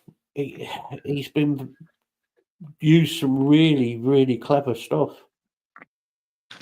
Again, thank you, Martin. I was literally just about to say a similar guitarist to the Edge may not be one of the greatest, most technical players, but give him an effects rack and he will come up with stuff that you would be like, how did you come up with that? Wes Borland. Yeah. Wes Borland, fabulous. That guy is a beast. That guy can write riffs.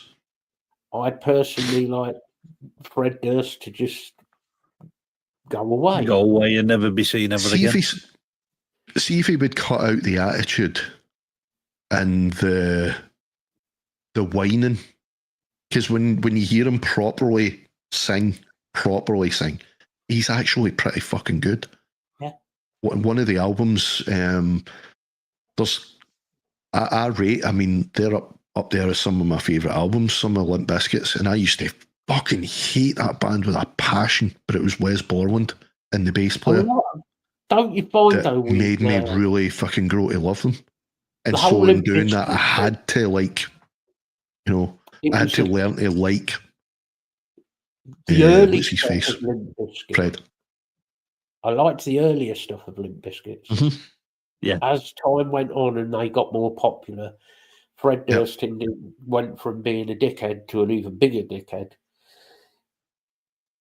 That's what spoilt it. That's what wrecked it. And that was when the whining started coming in there. All that shit. Like, give it up, man. Just fucking deliver the fucking lines. Ray Luzier, did he not used to play for Korn? Well, so we just said with Korn. Yeah. All right. Yeah. He was a drummer, was he? Yeah, I think he was, yeah. Yeah. Yeah, he was good. I just Korn are not a band that I. Yeah. Taste. Don't like them on the whole. But I don't mind, but it's only on number. Same. It's personal taste, though, isn't it? You know, I'd solely listen to Slayer. I'm a Slayer. I prefer Slayer over Korn. A lot of people probably prefer Korn. So that's just personal. Again, those two guys. We prefer Exodus over both of them. No, I've remembered the news. I've remembered news.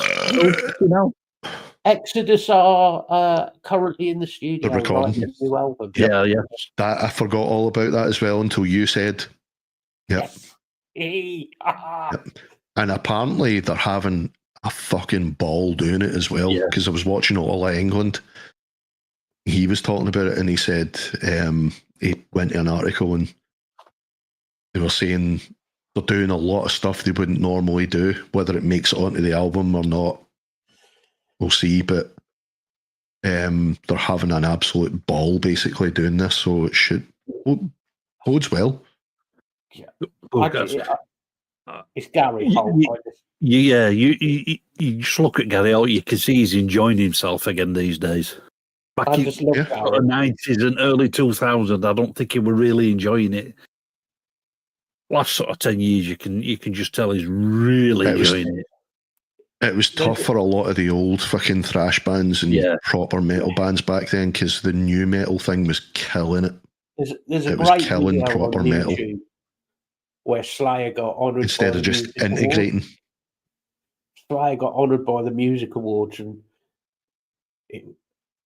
you see Tom Araya just look over at Gary Holt, and Gary Holt just grinned. It's just this grin on his fucking face. It's like this evil grin.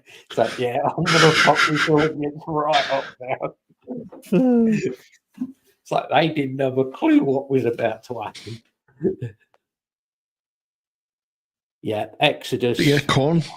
Those two guys in Korn, the two guitarists there, they're another pair. They're not that great. No. Technicality wise, they're not that great. But their use of effects again, they know what they're doing. You know, they know how to create a sound and make it theirs.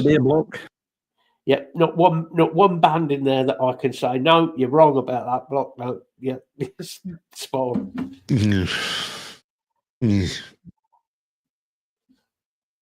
Not all my cup of tea. No, that's fair enough. But we can just kick it out of the show. This is why people fought and died. Yep. So we can have our opinions. Your opinion, you're wrong, but you're entitled to it. We can agree to. We can agree to no, kick him out. Right. So this isn't up on my wall, and you're gonna fucking hate me for it, but I might put it up just to please you two. Right. I ordered an Anthrax poster. Right. Off Amazon. Usually good for ordering stuff.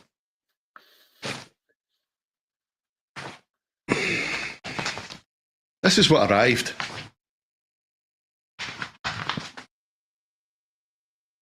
Anthrax it is not. No, it's not. It's not Anthrax.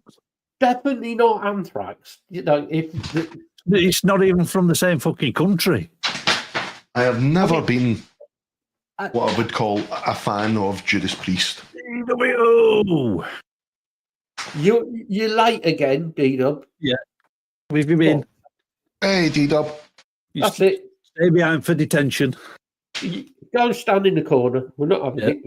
Hello. But yeah, I might just put it up. I didn't tell him we were going live, but D-Dub has been putting some stuff out the last couple of weeks up on YouTube. We are going to agree to disagree on this one block. Block's causing trouble again. Yeah. Fight. No, I am a pacifist. I will allow him his opinion. Anthrax is better.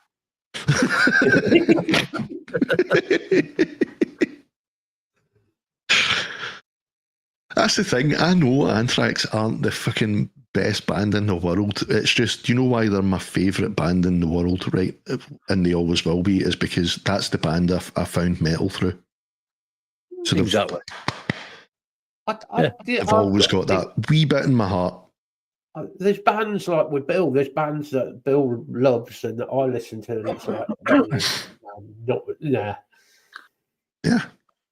Exactly. Maybe for a rainy day. If you as well. Lisa, I fucking love you, but no, I'm not gonna. No. Block's got wooden shoes, apparently. And breathe. I bet that's a bastard getting on your bike with wooden shoes.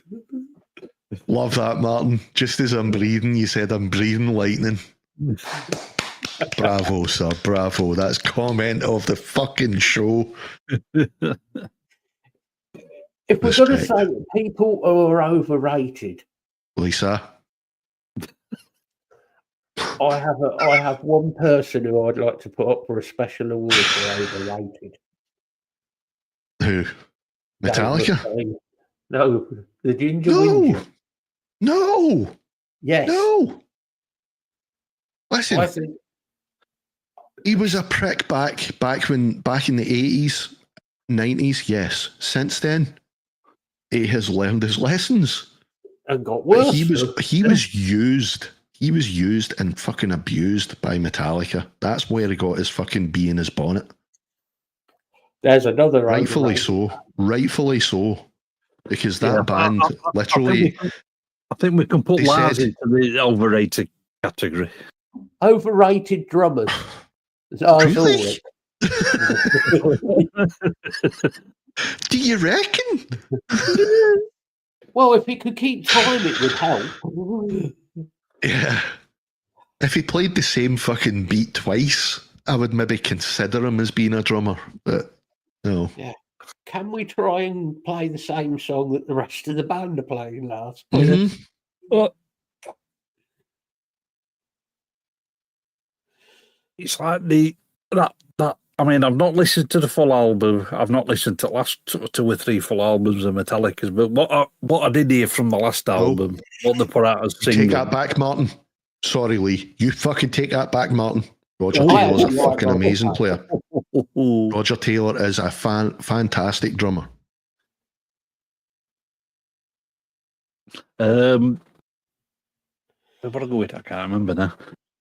The last Metallica album, you can hear where the fucking engineers put the fucking samples. So I don't know who mixed and engineered that album, but even if you're using samples, you shouldn't be able to tell it's a fucking sample. Yeah, cover your tracks. Yeah. Uh-oh.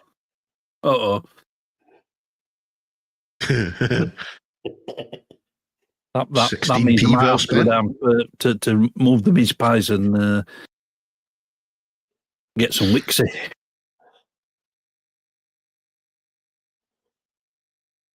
I think you're right there, Block. I think we may have to come up with a different category for Lars Ulrich. He doesn't even fit into overrated.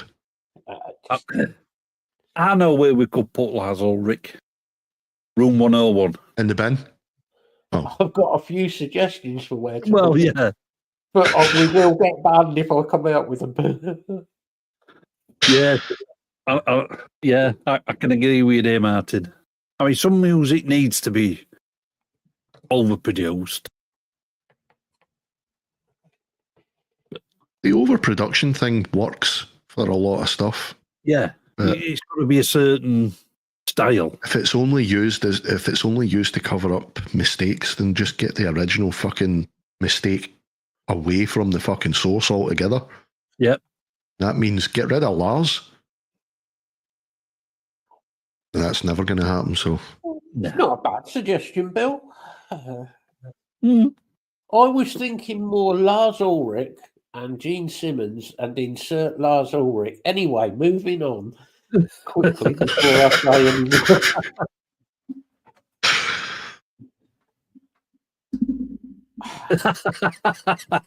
I like that block.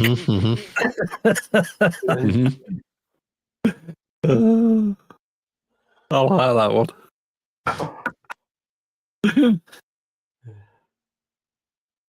Next album, he's going to be playing a Hello Kitty kit. He sounds like he is most of the time. Yep. He has done since fucking St. Anger.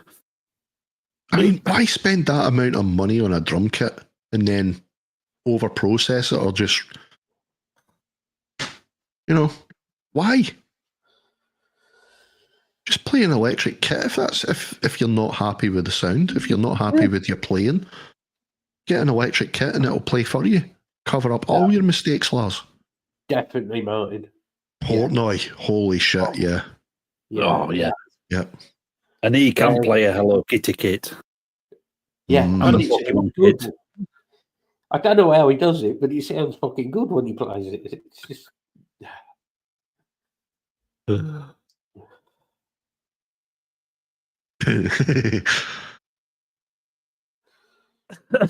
At least the Pokemon kit was the double bass version.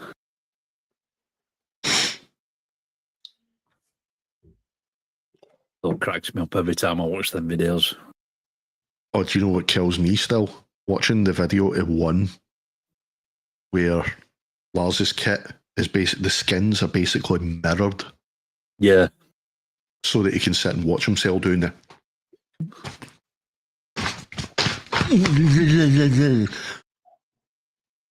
Fucking. I was about to say fucking Tool and you said Danny Carey, Bill. Yeah. Who are you calling the Tool? Danny Carey. Danny Carey is a beast.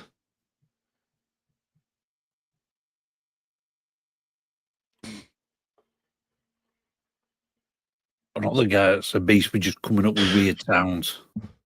Trent Reznor. Love that guy. Love that guy to bits. Such a talent. I'm not a big Nine Inch Nails fan, but I can definitely appreciate what he comes up with.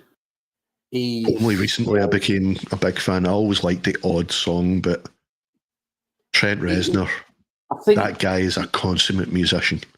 I think with Trent, he's one of those guys you have to listen to quite a bit. Yeah. To appreciate. He puts literally every bit of his being into his stuff. Yeah, Zach Wilde plays Black Sabbath on Hello Kitty guitar. Yep. Yeah, I weren't keen on their cover of Whiskey in the Jar. I don't like it because I like the Lizzie version. Yeah. But yeah, that's true, Block. He's not a metal player. No. It does have metal elements, but his stuff's not metal. I think it pretty much has a genre all of its own at this point. Bill. Yeah, I'd agree with Bill there. Yeah. Trent Reznor, Gary Newman. Oh, he's 100% admitted to that's one of his biggest influences. That dark, that's why he played with him. Doom, depressing. I love watching him. When you listen to Trent Reznor talk about how he came up with even choosing the sounds for the synths, listen to him, how he thinks about the sound. That guy's on the spectrum. I'm sorry, he's on the spectrum. Oh yeah, 100%, 100%. Because I think that's why a lot of music. Go ahead, Lee. Yeah, no, I think that's why a lot of rockers and metalheads like somebody like Johnny Cash, because it's fucking dark music. Yeah. It's the approach as well. It's the approach and how you represent yourself, like on stage and in the songs as well. It kind of gives it that metal edge. He might as well have been metal, really, Johnny Cash. Yeah. Yep. His attitude, wasn't it? It was very fuck you. Yeah. Mm-hmm. I mean, I absolutely love his version of Hurt. It's funny you mentioning that, because I was watching an interview with Trent Reznor and Atticus Ross just the other day, and he was talking about the cover of Hurt, and Trent Reznor at first was like, why does he want to do this? It's Johnny Cash. Hurt is and always will be one of Trent Reznor's pieces that he holds the closest to him, because he put everything into that track, every bit of himself. and he still does even when he performs it live.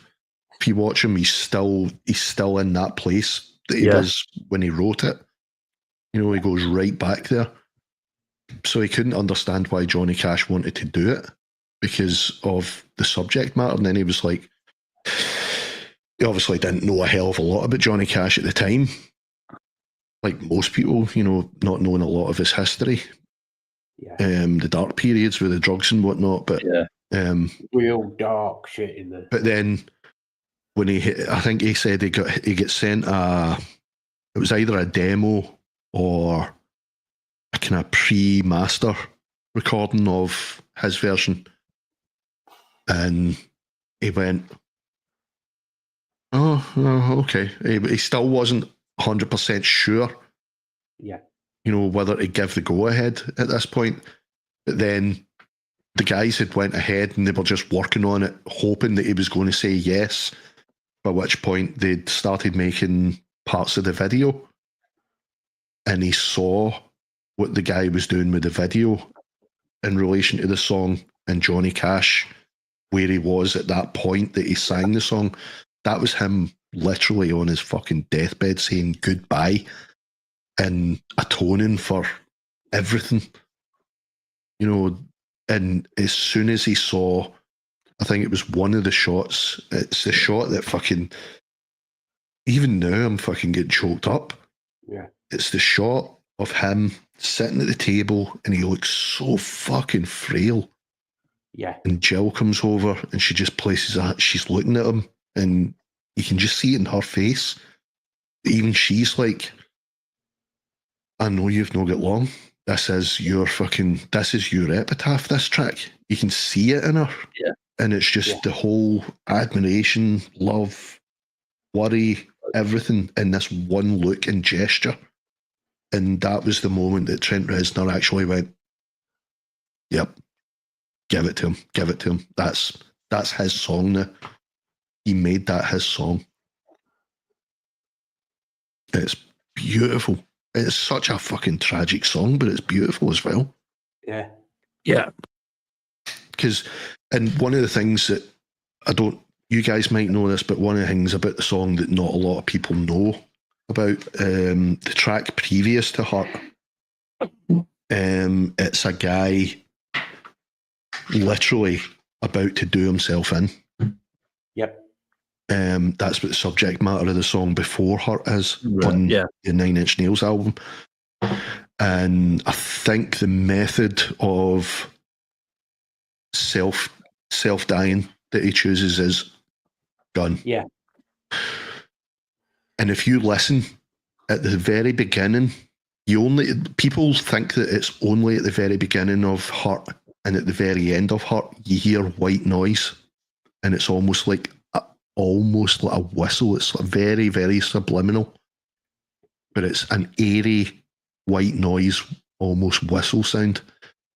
That was a creative choice by Trent Reznor to lead in from the previous song into this whole subject matter of Hurt is supposed to be the guy after he's done this, reflecting on his life, all the bad choices, including the choice to self-die. I saw that. And the air noise, the white noise is supposed to represent the wind going through the hole in his head. Yeah.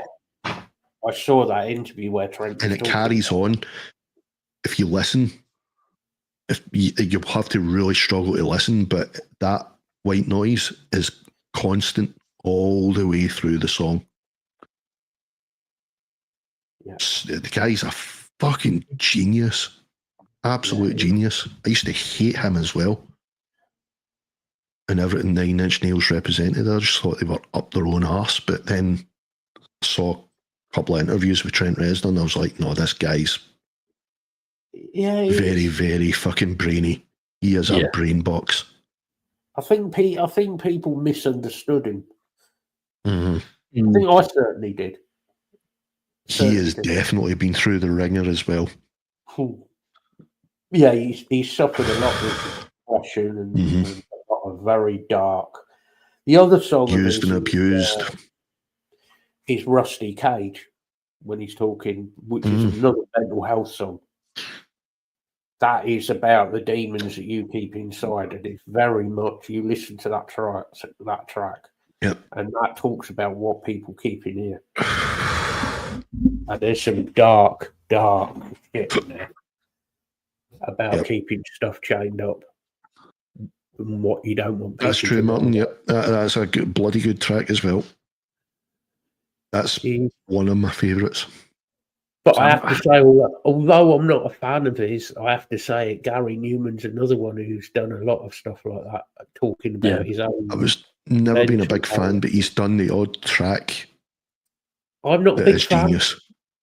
But some of what he's talked about in his music, like he's talked about here, because he's on the spectrum. He's talked about that side of things and how he sees things now, which obviously wasn't known back when he was a big thing, you know. No. You know, back in late 70s, early 80s now. Yeah, that was what was unheard of, wasn't it? Really. How do you think me and Lee feel, Lisa? Fucking hell. How do you think Bill feels? Oh, God. Fuck's sake, they were still playing harpsichords in Bill's day.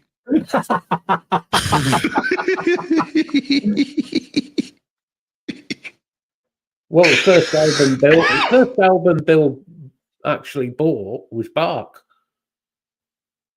At the Moon? No, Bark. B-A-C-H.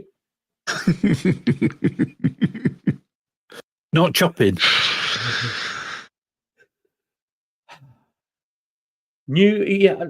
DW asked about new metal and people new metal. I mean, trouble was I was before new metal even sort of came about, so I was listening to thrash metal when thrash metal first came out. Yep.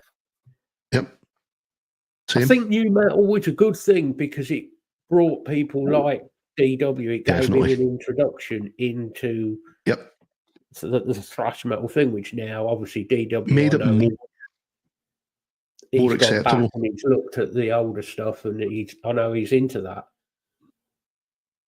D-Dub.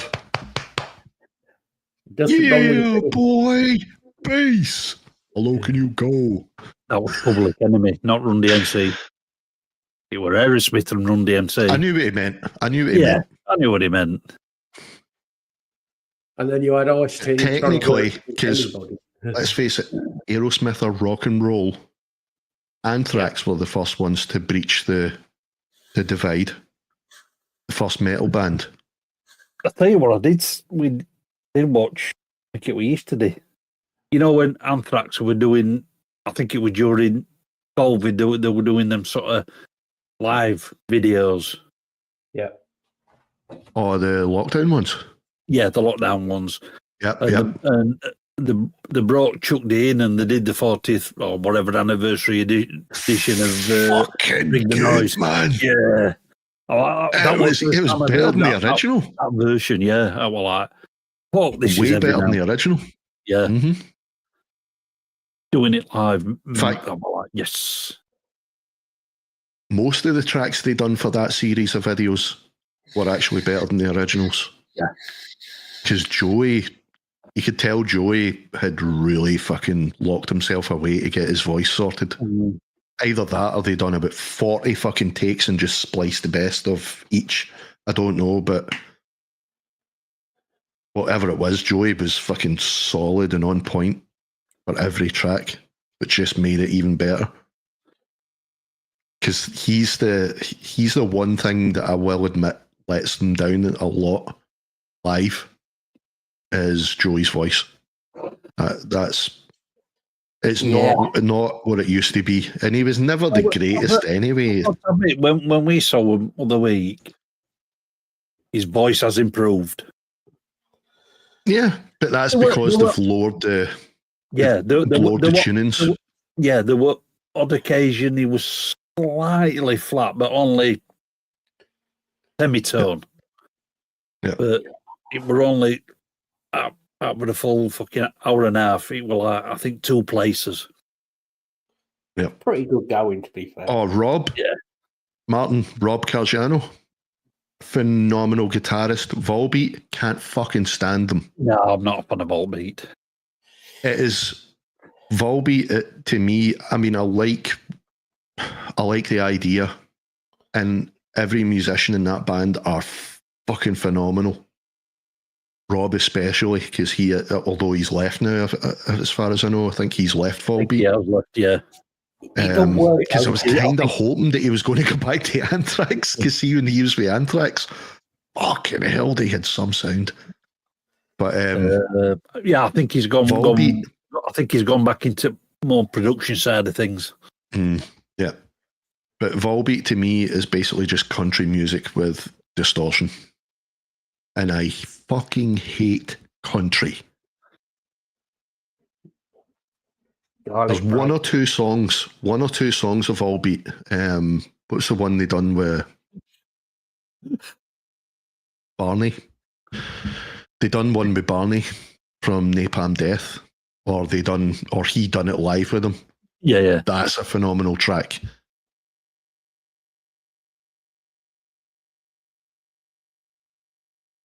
I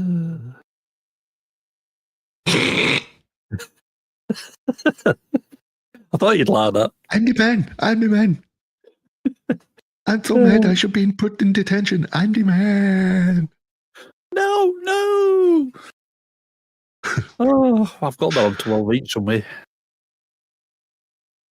Very first single I ever bought was Make Me Laugh by Anthrax. Very first album I bought was the album that came off of, State of Euphoria. I know what the first single was. I think the first album I'd had albums bought for me by my mum and dad, but the first actual album that I bought, that the first time I made an album. What, the first? Yeah. Holy in 1980. fuck. Yeah. I like Fear Factory. I'm never a big fan. I mean, I got into them from from first album. In saying that, I'm saying I'm never a big fan. That's when they first released the likes of Lynchpin and all that. Yeah, I didn't like them back then. If I listened to them now, I would probably like them. Soul of a New Machine, first album. Because back when these guys were, in their heyday, was the whole new metal thing was about as well, and that's when I stopped listening to metal for a long time. Yeah, because I thought new metal's killing metal. Shows what I knew at the time. Because even I started listening to what about metal before that new metal thing. Yep, and like you guys said, new metal, love it or hate it, brought a shitload more fans. Yeah, to listen to the actual fucking bigger bands of our days. It's introduced that sort of below 30 group, hasn't it? To all the old stuff. Yep. Fuck off, Bill. The Sweet. That was not your first album. He's making out he's younger than he is. Gonna be chicken retape. Somebody done a dance in my grave there.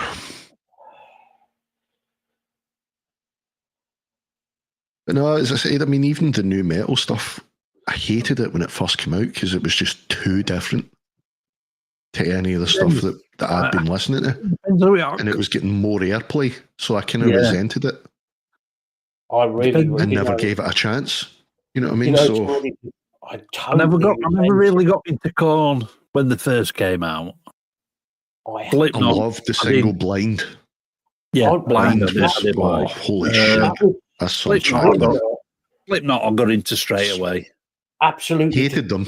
Tested Slipknot when they came out. So did I, because I thought it was all about the gimmick.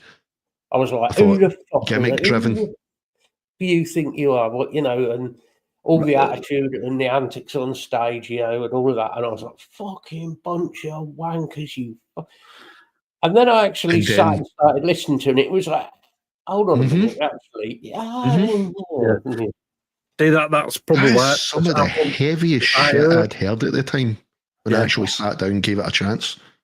Oh, yeah. Some real good fucking stuff. I heard Slipknot before I saw them. So that's probably what got into them. But I mean, the Fear Factory thing, as I said, I never liked them when they first came about and they were doing the claiming and all of that shit. Never liked it. Never liked it at the time. But I haven't listened to any of their stuff since. But looking forward to their new album. At least two of the members of Fear Factory went and played. They went on tour and recorded with Cypress Hill. Yeah. When Cypress Hill went rap metal, and holy fuck, they were good. I saw them live with them as well. I think it was Dino who played with them. Yeah. I could be wrong, but I'm pretty sure Dino played with them. I've seen them. I got to see Fear Factory on the first UK tour they did on Soul of the New Machine. That were a fucking good gig. It was when Burton still had a voice. Yeah. I tried explaining this because it's like Tyler. Tyler really, anything before like 2010, he ain't got a clue. Honest to God, he's clueless when it comes to fucking any metal. So trying to educate him is like trying to batter it into him with a fucking hammer. So we're slowly getting there. But Tyler likes fucking Five Finger Death Punch. He likes Five Finger Death Punch. He likes like 50 Cent and fucking shit like that. And I'm saying, go and listen to some Cypress Hill and people. If you want rap, go and listen to some proper old school rap music. See, there you go. DW went back Cypress to Hill old never stuff. done. Cypress Hill never done a bad album ever. I love Cypress Hill. Ever. Even when they changed genres and went into metal, it was still fucking fire. Block. And you see it live. Holy shit, man. Yeah. I saw it when they did when they got paired up with Biohazard. That were a fucking good single as well. They're coming back. Yes, they are. They're in recording right now. And I'm fucking buzzing for that, man, because it's the. I think it's the original lineup. Yes, original lineup. I were umming and ahhing about Biohazard. The fucking touring at the same time as Zach Sabbath. It's like, fuck. And I really can't afford to pay this much money out for both bands at the same time. They're literally touring. Yeah, they're touring the same fucking couple of weeks. It's like, oh, fuck's sake. But you put it back a month. Exactly, Dino. Stop being such a tight Yorkshire bastard and just go anyway. Shut the fuck up. Five Finger Death Punch. Don't like a hell of a lot of their stuff, but they've done one or two fucking phenomenal tracks. Oh, Biohazard. One band. I've seen Biohazard a few times. I've yet to hear another band that sounds like Biohazard. Yeah. That's another band. Biohazard sounds like Biohazard. Yeah. I think I might have offended people in Homer today because I was listening to GBH in the car. That's never a bad thing. I'm always offending somebody somewhere. Yeah. Guys, GBH. Biohazard were the first band. In fact, I tell a lie. There is one band that is similar in approach to Biohazard as far as guitar's concerned. And it'll become apparent in a second. But back in Biohazard's day, when they first came about, when they first made it big, they were the only band that I can remember anyway in metal that used the inverse power chord. Yeah, there weren't many. There weren't many. You're playing an A, but it sounds brutal as all hell. It sounds downtuned because it's an inverse power chord of A. So they were the only band back then that done that because it was standard tuning. So it made it sound lower.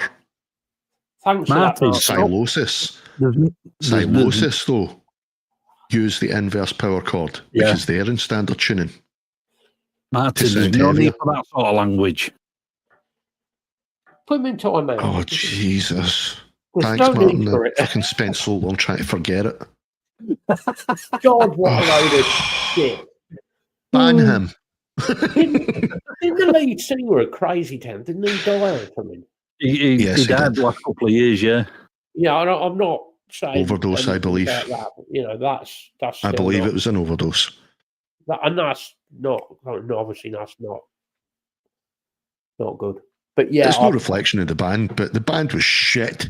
The band was shit, but the guy passing away is terrible. That's sad. That is sad, but you know, doesn't change the fact that the band's shit, though.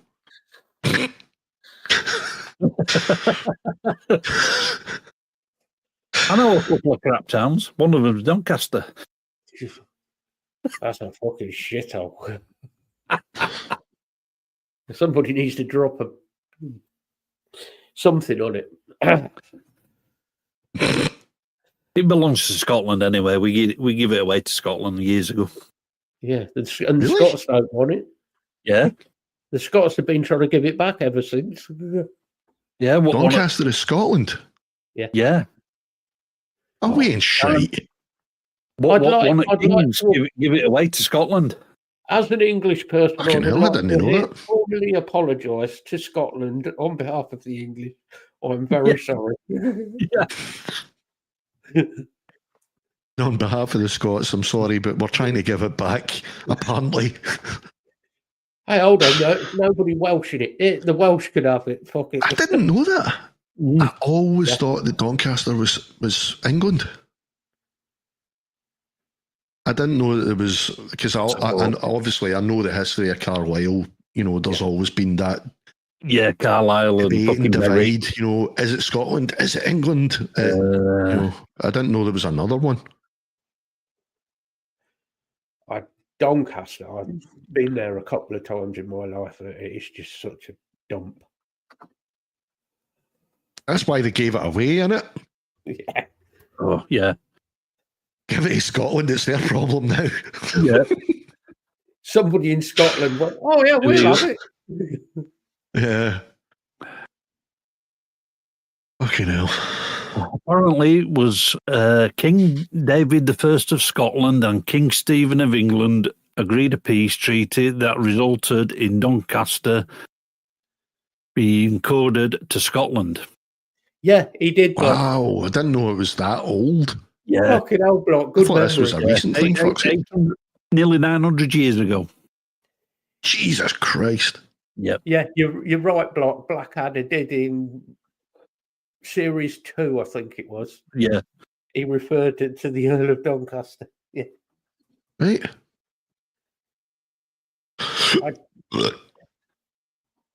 I did not know that. Doncaster. See, every day's a school day. So there are Scotsmen that sound English. Yep. It's just wrong. Why do you think so many jocks live in fucking Doncaster? I dare say it's not by choice. Well, Doncaster's definitely got a few pissheads in it, hasn't it? Yeah. What are you saying? Nothing. You try and imply that we're all pissheads. May I say that is not aimed at the Scottish. I mean, it is. I used to resemble that remark. I think I might have been partially Scottish at some point.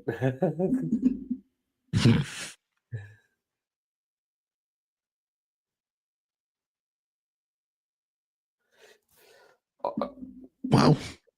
It's just proof. I've had an education tonight. Nobody wants Doncaster. That's what it's proof. That's essentially what it boils down to. Yeah. Nobody wants it.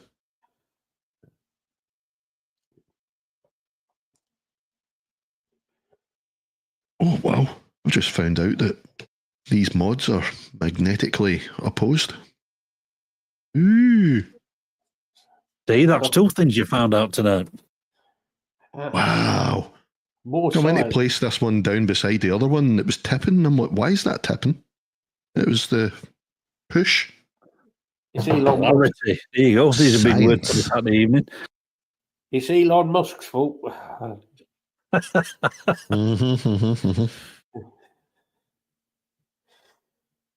Hey, come on, Bill. We can't keep threatening the Scots that much. Fuck's sake, you're going to start World War III at this rate. No, We don't want Manchester. Bill. Thanks very much. We just need to build a big fucking wall around Manchester. I think Like Manchester. they did with New York. I think Manchester. It's got a bit of it's a fairly cultured city, but it's just the fucking people that let it down. I think Manchester would be lovely if you moved all the Mancunians out. I think it'd be a lovely place.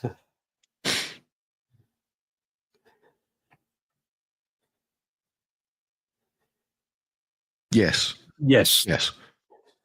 That's one of the conditions of him getting into British politics. You want to get into British politics? Do something about Manchester and Doncaster. Yeah, you can have Doncaster. You can prove your worth by trying to fucking sort out this fucking age-old problem. Manchester, Doncaster. Go and sort out this bunch of idiots. Good luck.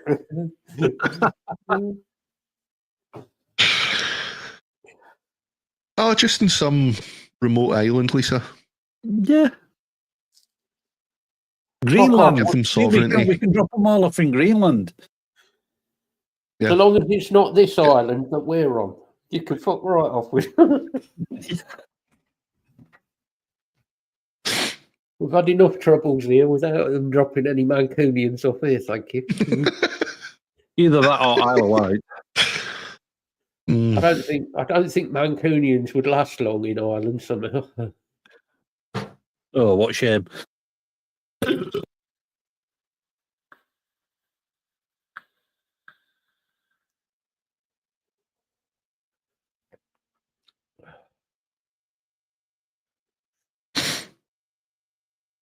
Yeah, Ireland's had enough problems. Thanks very much. Absolutely. Yeah, we were talking about early D-Dub. Not just Greenland. He's also trying to get Canada as well. Yeah. Hey, plus, he has now changed the Gulf of. He intends once he's in power. One of his first acts is to change the Gulf of Panama to the Gulf of America. The Gulf of Mexico, sorry. It's going to be the Gulf of America. So how did Mexico respond? We are going to... Oh, I can't even remember what it was, but it was something fucking petty but funny at the same time because it was just the perfect response. There you go. I need to check for this now because it was a genius response. Mexico's response to Trump. Gulf of America. Have you noticed DW brought this new album out and the fire's kicked off? Yeah. Yeah, it's all... Did you see? Yeah. I knew DW was up to something. All that devil worshipping music he's listening to. He did, yeah. There we go. Claudia Sheinbaum, Mexico's president, has responded to Donald Trump's proposal to rename the Gulf of Mexico as the Gulf of America with a counter proposal to rename North America, which she wants to be changed to America Mexicana. She wants the whole of North America's name to be changed to America Mexicana. Bravo. That's a good answer, that. I've got your number, D-Dub. Where the fuck do these idiots come up with these ideas? Oh no, this is just one idiot. This is just one idiot. I just... He's probably when they open the fucking Chinese crackers at end of meal.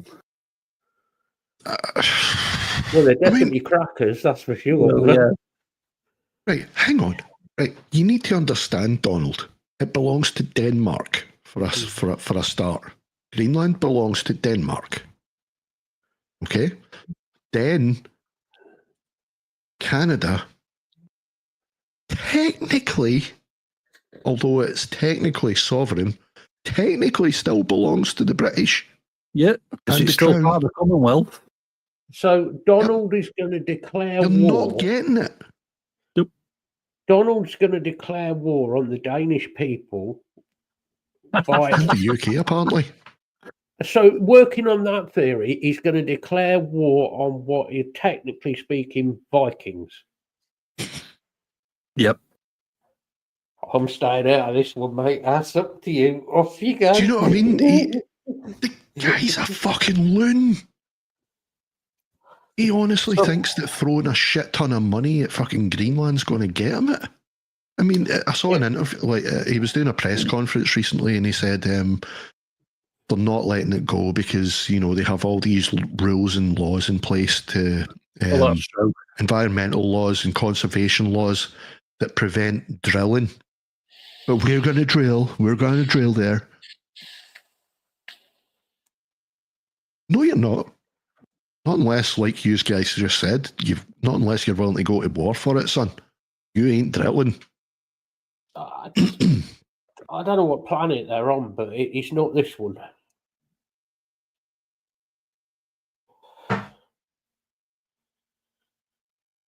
Oh, he says that in the time since his last presidency, he's done a lot of research and he's brushed up, and he knows politics better nowadays than he ever did back in his presidency, his first presidency. I don't think you do. He's had the. If that's your first acts. He's had the dumbest. Your first acts are to. Well, think about it. What's his first acts as in his second term? In his second term as president, right?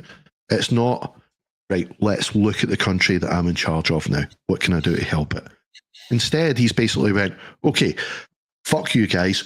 What can I do with the rest of the world? Yeah. Well, so he's not even thinking about America, even though he says that he is.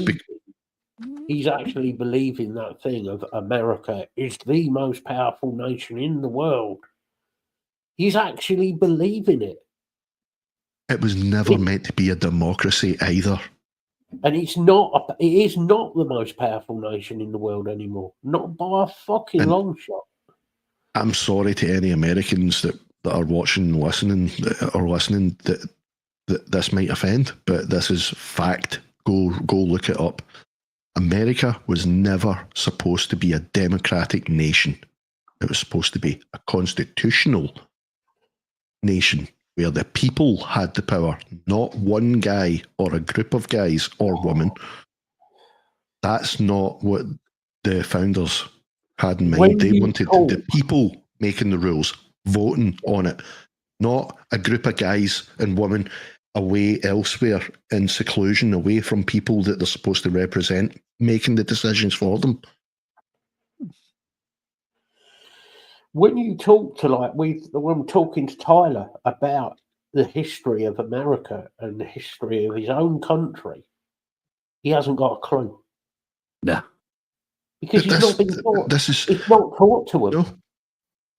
And I got him looking things up about his own country. And Google blocks them in America.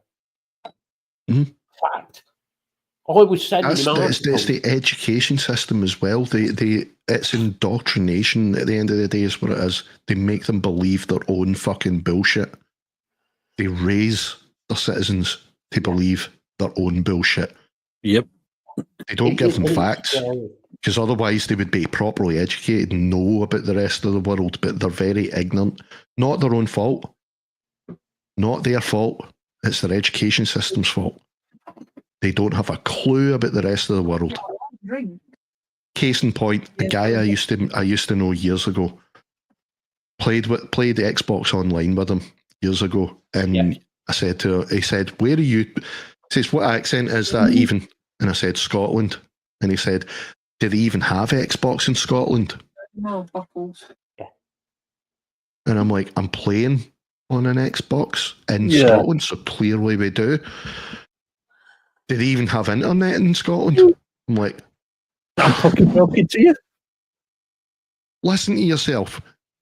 I actually say to him, stop. Yeah. Repeat what you just said and really think about it. Do they even have internet in Scotland? Where am I talking to you from? I feel sorry for people like DW. And then he said, where the hell is even Scotland? That's in England, isn't it? It's like when you see some of these American channels on YouTube and they go around asking general knowledge questions.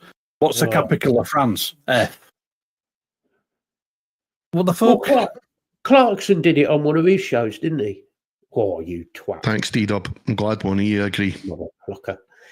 You know, Clarkson asked about that exact question. Where is Paris? Texas. Jesus Christ. The education, and it's nothing against people like Dido. No, it's not their fault. He is actually looking outside the box. He's actually looking out and trying to educate himself. Brilliant. But the average American... to me, and his education goes downhill. Well, yeah, you're not helping the situation, but I hope he fucking... And that's another thing. This is another thing, right? Religion should never, ever be a part of politics. Never. Never, ever, ever. And for the past at least couple of 100 years, religion has heavily influenced politics in America. And racism in America is unbelievable. It's one of the worst places in the world, probably, for racism. Mm-hmm. The racism... I think this is why, because of this is my own opinion, right? Before anybody that may watch this later on gets their a bee in their bonnet, it's my own opinion. This is because religion has been involved in politics over there for so long. They made the mistake of putting this one little little line, one nation under God. Yep. So then that allowed the religious fanatics and everybody to influence the politicians, because they honestly thought, you want to rule for God? My God? Right. No, not your God. Any God that the people in this country. That's the mistake that they made. You want to represent that country properly, take religion out of it altogether, because you have a nation made up of migrants. It is a migrant nation made up. Yep.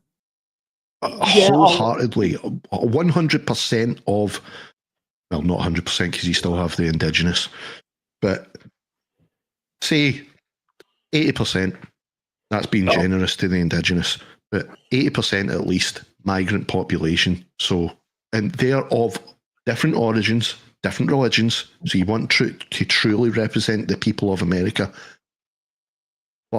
Fuck religion altogether. Don't bring it in. At the end of the day, religion. The only true Americans were the Indian people, native Indians. You know, the rest of them are made up of Dutch people, Irish, Scottish, English, Italian, Germans. All of the other people, no, all of which emigrated there at some point. Mm-hmm. Yeah, from different religious and cultural backgrounds. So, and obviously the Mexican people who obviously sort of came over and so on before they put a border there. Yeah, but D-Dub. Portuguese. You guys have a small pint. We have a proper size pint. But I mean, the predominant religion amongst American politicians is Catholicism. So they're looking at it from through that fucking lens constantly. They shouldn't. As soon as they step foot into any political building to make any sort of decision to represent their own people, they need to forget about their Catholic religion or any religion that they follow altogether. Yeah, religion. Because you're not truly representing your own people then.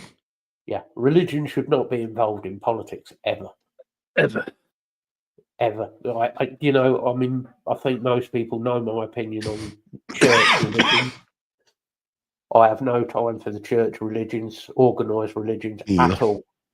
At all. Neither. None of them. I have spiritual beliefs, but I'm not religious. Yep.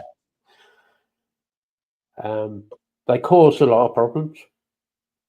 The churches, a hell of a lot. Oh, Jesus Christ! Look at what they've did in Ireland. Gee. Yeah. And that was all down to people's beliefs. Religion, the root of all evil. I mean, Scotland, Glasgow, with the football team. I would say, yep, exactly. And it's fuck all to do with religion at the end of the day. They just use that as an excuse to beat each other's fucking brains in. Yep. But I mean, the whole fucking religion thing in politics, the only time that ever truly worked was Emperor Constantine. Changing the Roman religion from polytheism to monotheism, the one true God. And that wasn't because they truly believed. That Constantine and the rest of the Romans that followed him believed in the religion. It's because they saw it as a political tool to bring all these people together and under the one ruling umbrella. So that's the only time it ever truly worked, religion and politics. My issue here, you say about Ireland bloc, my issue here is I personally think that the whole Orange Order thing should be banned in Ireland. Freedom! Because it caused nothing but shit. And every year they have the orange marches, and it's still, to this day, in certain areas, it did round here just up the road from us. There wasn't any violence really, but there was... I'm not allowed to stop them. It was, it was borderline. It could have kicked off a bit. They can choose for safety reasons to not have a march go through certain towns. But at the end of the day, they can't really stop them on a political level. And if you want to stop the trouble completely, fine. If people want to go to church, be it Catholicism, be it Christian, the Protestant church, whatever, be it the church of the flying spaghetti monster, fine. Believe in what you want to believe in. Yeah. But don't preach it to everybody. Exactly. Keep it to your fucking self. We all have our own beliefs. I've said this to D-Dub plenty of times. I've no problem with anybody having a religion, personal reasons. It's when you get to that fucking organised religion, no matter what fucking religion it is. When you get somebody... There you go. You just hit it on the head, though. Exactly. You just hit it in the head, though, there, Lee. That is the whole fucking point of religion. It is very fucking essence. It's a personal connection between you and something greater than yourself. That is the whole fucking fundamental reason and foundation of any religion. It's a personal connection. So as soon as you start going and preaching and trying to convert people, it's no longer a true representation of any religion. That's one person's viewpoint. Religion and a spiritual experience should be a personal thing. It's something that you keep to yourself. But it always brings me back. There's a meme that keeps popping up every now and again. You've got the pagans worshipping the sun or the moon or whatever, and then you get the Christian going, "You're worshipping something up there," and they turn around. Yeah, at least we're worshipping something we can see. It's true, though. Yeah. I'm not debating that there was a Jesus Christ and that he'd done great things. Not debating that. Just debating the people that fucking therefore elaborated on his story and started talking bullshit. It's like the intro to the Brutal Truth song, Wilt. You believe in God? I believe in myself. Yep. Who was it that said that? I can't remember what film it went out of. Did thine own self be true? Who was that? Bill will know. Oh, Bill's full of useless facts.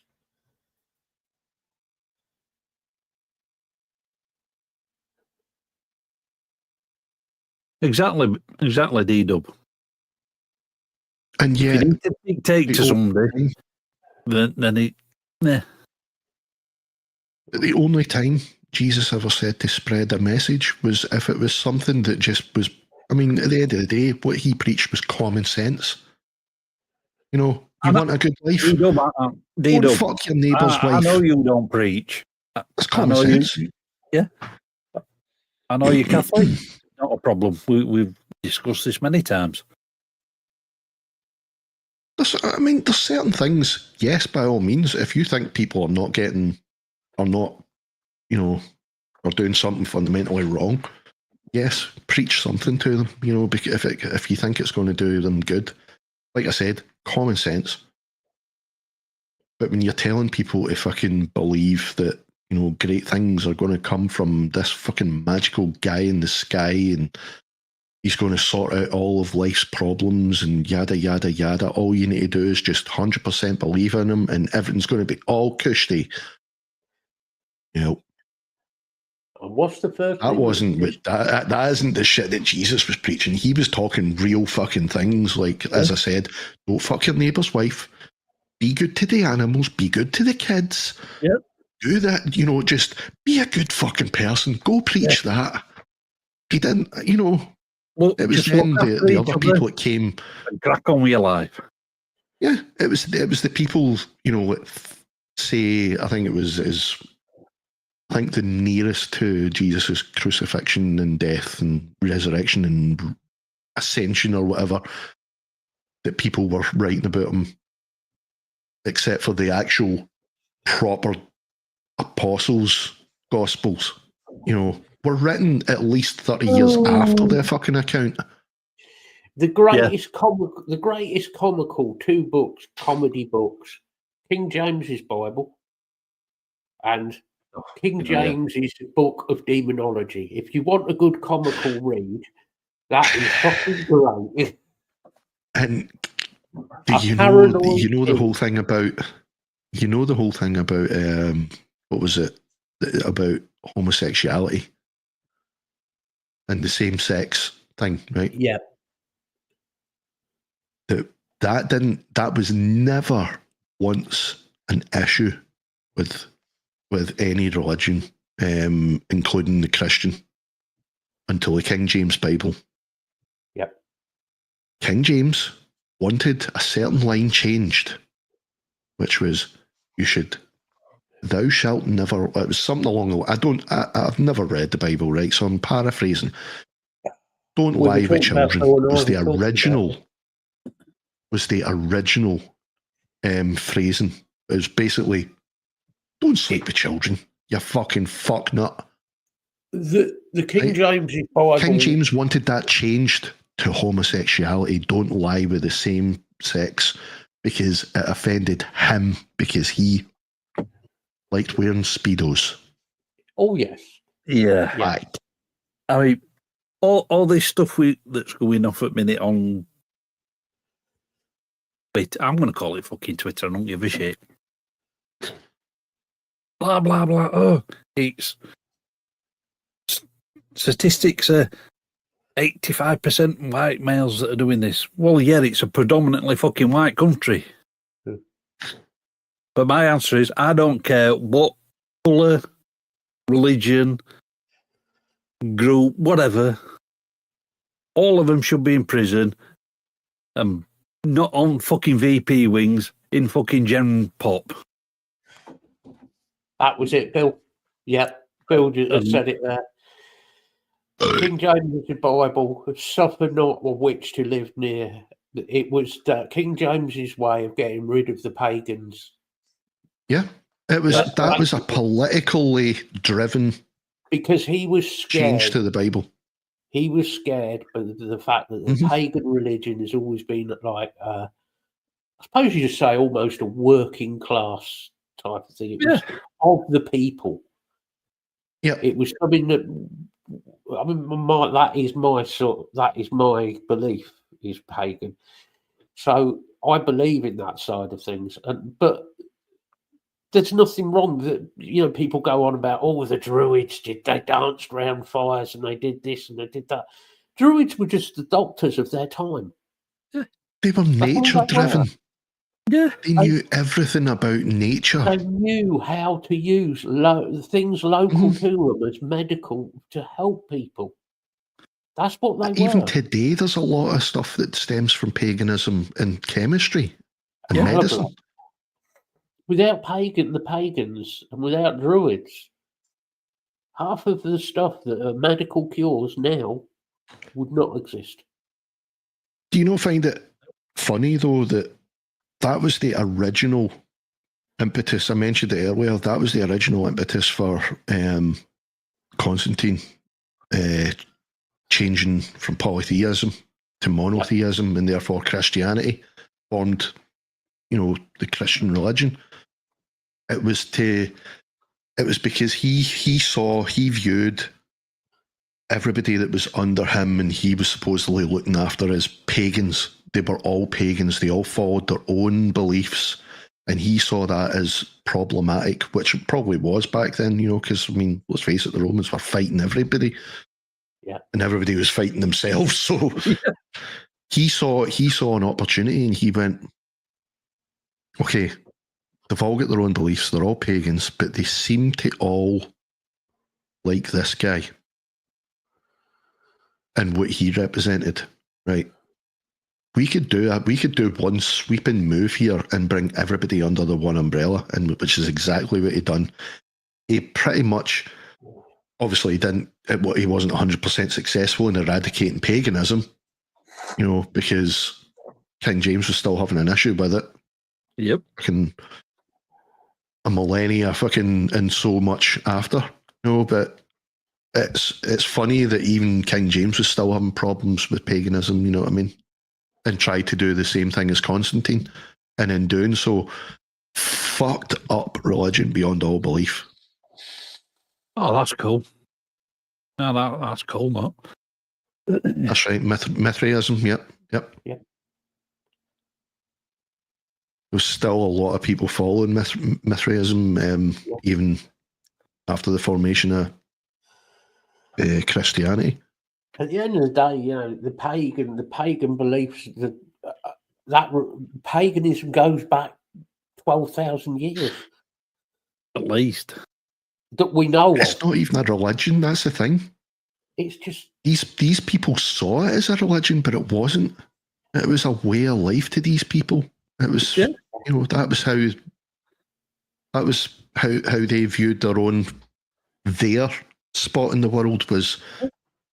I know that plant does this. I know that plant does this, and I know that if I'm respecting that environment, it's going to fucking treat me well. I'm going to take care of the land. I've got this piece of land for me goats and me cattle.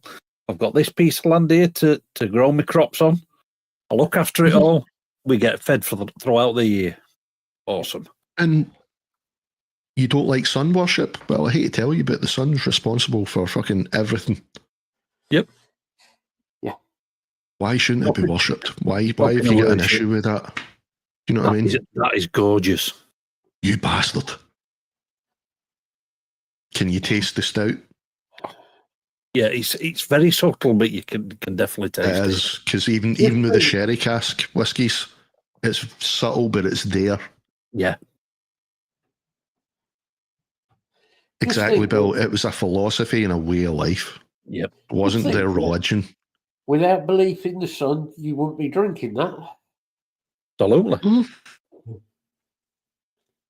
But it was just the people in politics and religious groups have always had an issue with it because it seemed totally nuts to them that these people were worshipping their own environment. Why shouldn't you? Exactly. You want your environment to treat you well. Treat it well.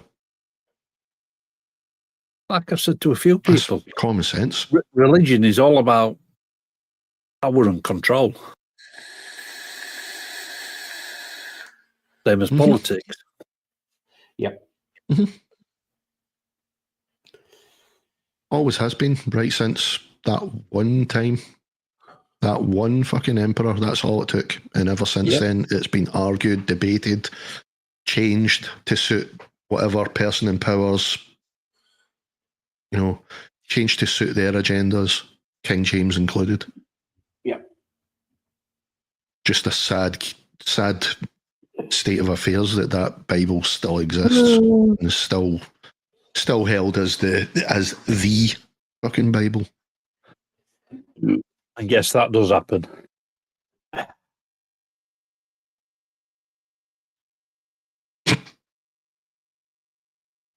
At least once a year.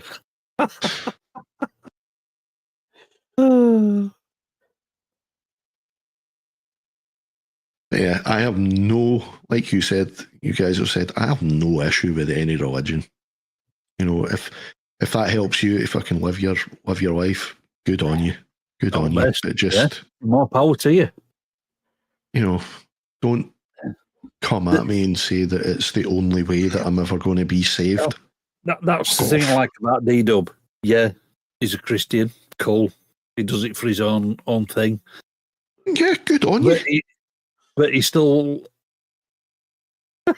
he still winds all all the young females up by going up to church and is playing fucking Slayer or Exodus or Overkill. Oh, wearing his Slayer shirts. Beautifully fucking said, Bill. Beautifully said. Honestly, don't think I could have put that any better. Yeah, can't agree with you there, Bill. Fucking hell, but Bill's doing well for this time of night. That's deep, man. Oh, Bill can get quite philosophical. He philosophises. I mean, religion at the end of the day, like I said earlier, it's a personal thing. If you keep it personal and it helps you, I have nothing but happiness for you. I love that for you. I love that something can do that for you, but just the ones that just go out and just tell people it's the only way they should be living their lives, and any other way to live your life outside of X religion is wrong. That fighting should be shunned between Christianity and Islam has been there for thousands of years, and it is never going to stop. It's never going away. Till you completely eradicate both. There again, the problem is, these guys started fucking coming up with their own ideas after the fact. Yeah. Not why they didn't form their opinions. Well, we know that based on any proper fact. We know that from the Quran. If Muhammad did exist, it was after Muhammad died, it was his uncle who took over. And his uncle wanted other lands, which is when he started invading other countries. So we're back to political power. Yep. Mm-hmm. Using the religion as a political fucking weapon. It's the oldest thing on the planet. And now, in the same way I said that American politics doesn't represent their own people, I don't think any religion truly represents people. Religion should be your own conclusions. Yep. Your own conclusions, your own beliefs. Evil people will use that text for their own. Oh, absolutely. They'll apply it in whatever way they feel fit, I suppose is the word. Well, current president included. Never had anything good to say about any religion. Nothing.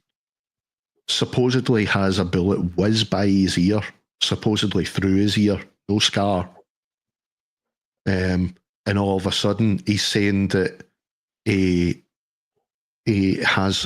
found God, and he's doing this because he feels he should, and it's for God and it's a nation under God. He's all of a sudden started using religious fucking terms, and it's just wrong. What was he down the back of the sofa?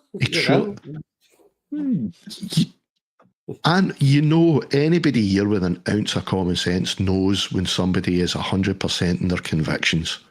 Exactly. You just need to listen to them. That guy's fucking just throwing the odd religious word here and there in his fucking speeches and thinks that he's doing it for God now all of a sudden.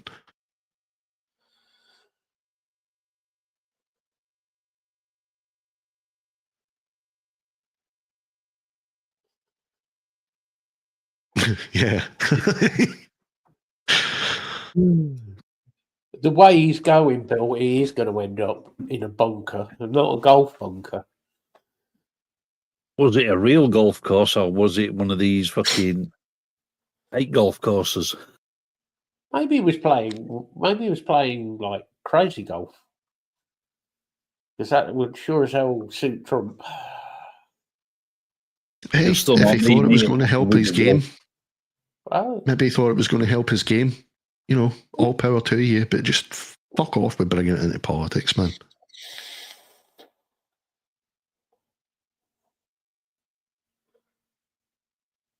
Politicians make a big enough bollocks of it of their own.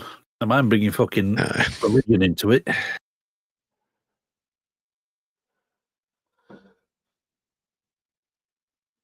I noticed things have gone a bit quiet on the Putin front at the minute. He's been quiet. It has kind of been, but I think he's biding his time until the Orange Man truly takes office. I think he's waiting to see what he does first. Because before he's even been inaugurated, he's already said, I'm going to fucking finish it in one fell swoop. I'll do it in a day. I'll finish the war in Ukraine in a day.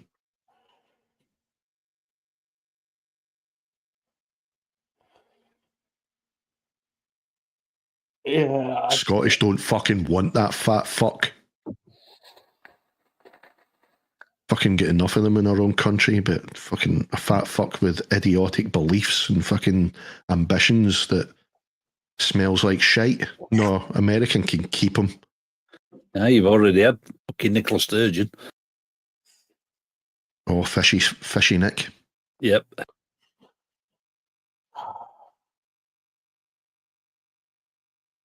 Just think Trump in a kilt. I'd rather not. He's bad enough seeing fucking Zach Wild in a kilt.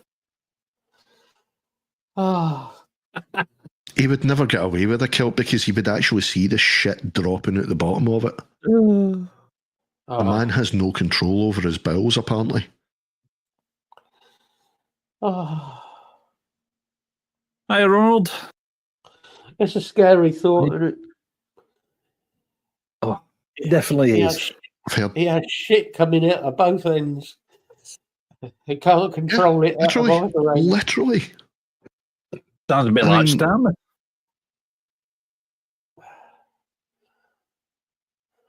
See, a lot of Americans, again, put it down to the education system, with them being migrants, descended from migrants, sorry. At least the crankies they have no self-identity. They suffer a lot from not having a lot of their own identity. Nothing truly is theirs. They come from elsewhere, so they have to latch on to other cultures because they don't have one of their own. Exactly. All these people that say, oh, I'm Irish, and it's like 5-6 generations back that, you know, oh, you mean like Biden? Harry so-and-so fucking landed in America. Well, you always married get it. Married a woman from India, and you're Irish. You always get it, like, usually in the summertime in Ireland, you usually get an American turn up who says they're, you know, no, you fucking don't. Fuck off.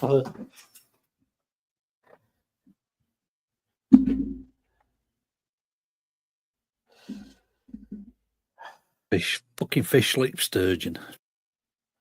Yep.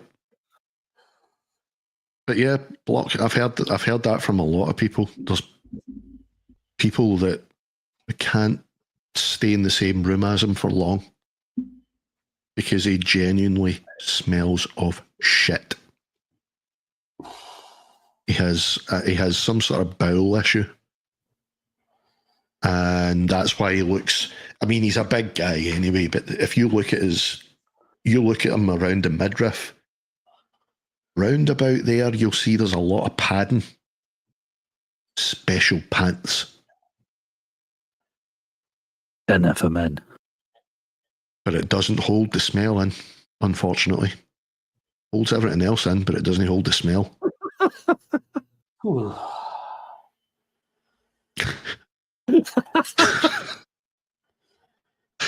Oh yeah, Block, I've seen that a couple of times. I've actually seen it live a couple of times in his press conferences. You can see him kind of getting a bit shifty and he'll stop mid-sentence and you can see him kind of trying to compose himself. That's him farting and maybe sharting.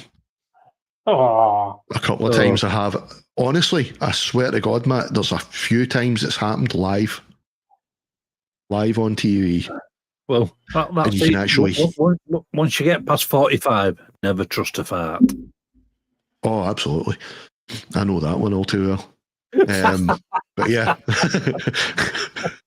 But yeah. Apparently this issue is he sharts all the time. He has no control over it. So he literally smells of shit all day, every day. It takes a special kind of person to be able to suffer him for that long. Just being who he is aside, being able to fucking suffer that smell for that long. Fucking hell. It just exactly, don't warrant thinking about it. I swear to God, Matt, this isn't even like doctored footage. I've seen live news broadcasts where you can see him sitting talking away, like, we're going to do this, we're going to do that, and this is going to happen. And you're literally sitting there going, did I just hear that? Yeah. On live TV, sitting short in his own pants. That's your leader now, folks. The most all the best. Powerful man in the world. I wonder if that's what Stan is doing when he's got that pain look on his face. Oh. Well, yeah, I don't want to think about that. Unless it's from the piles from Lord Ali. Maybe that's not so much something coming out as, you know. Yeah. Something going in and out. Yeah. A little turtle head. Yeah. A little bit of prairie dogging. Yeah. See, at least it took us 3 hours to bring the stream down. Yep. At least it wasn't in the first 5 minutes for a change. 3 hours. It's quite impressive. We've done well tonight. I agree, though. Lock Trump, Putin, and the other guy that you just mentioned in a room. Let them suffer the smell, because if the door's locked and you're suffering that smell, you're going to want to get shit sorted out quick so you can get the fuck out of there.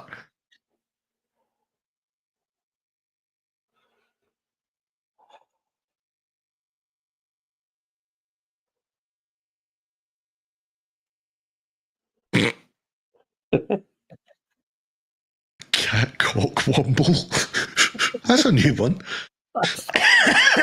Oh, God. He's been listening to fucking Mike's pods too often. Oh, you had to bring up about that. Mike makes anymore. It's Mike's pod. Bill, you had to bring up about the MRI machine and I take it people saw that on Facebook about the woman who I don't do Facebook. A woman went into an MRI machine and she had a An item used for adult pleasure in her. Okay. And got in an MRI machine. Butt plug. Now, magnetic resonance imaging machine. Oh, it's going to rip out and everything else inside along with it. Yes, Causes a pullback effect. Yeah. Oh my God. What? I'm not judging anybody and what they do. No longer required. What you do for your own sexual pleasure and gratification, so long as it is legal, that's fine. Yep. But why would you go to have your MRI scan and leave it in? Never mind that. Why would you leave the house with it in the first place? Do you know, 2 you don't minutes need to get your yayas off 100% of the day every day. With Bill's assistance, Bill's assistance, in 2 minutes, we've dropped the full fucking level. Mm-hmm. Thanks, Bill. You brought us back down to earth. Yeah, you brought us back to the usual programming. Nice one. Congratulations, Bill. You've brought us to the arse of the world. Unbelievable. Oh man, can you imagine being the technician getting in afterwards? You imagine not really. Can you imagine the damage it would do? Oh, sorry, it just brought back painful memories of my days as a support worker. I thought you were going to say something else then. I mean, I had many a run-in with the fecal matter. I mean, I've had many MRI scans over the years, and they tell you about any piercings, anything like that. You know, mm-hmm. It's common sense. You don't forget you've got a fucking butt plug in. Come on. I mean, maybe she was embarrassed. Maybe she genuinely forgot it was there. And when the person mentioned it, have you got any piercings, any implants, anything inside you that shouldn't be? The person maybe went, no. I'm sorry. I just can't. You was entrance and she didn't feel it. Oh, I think she felt it. Should have felt it as soon as that machine went on. Fucking hell. Oh, shit. I felt her soul was getting ripped out of her fucking body. I'm saying she. It could have been a he. It was a she. Bill, you had to bring. I was going to try and avoid that one till tomorrow's show on our channel and bring it up, but you had to do it, didn't you?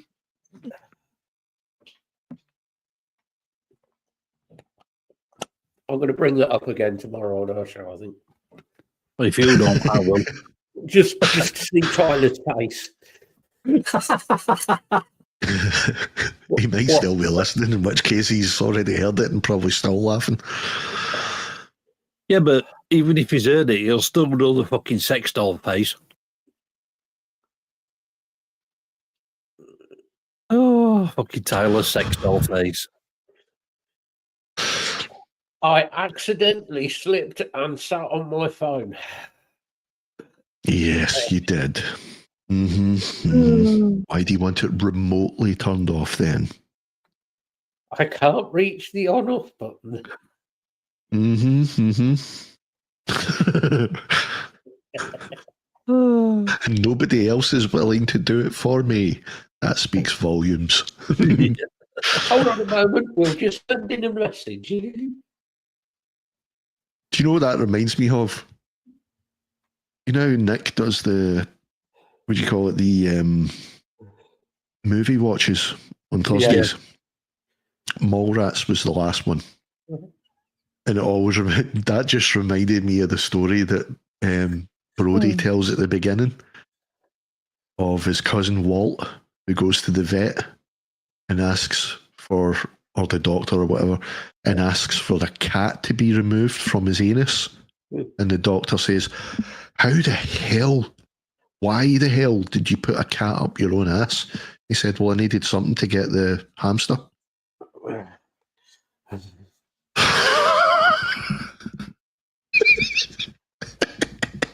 Oh, Different strokes for different folks. yeah, there's no judgment free, you know. No kink shaming, no kink shaming. No.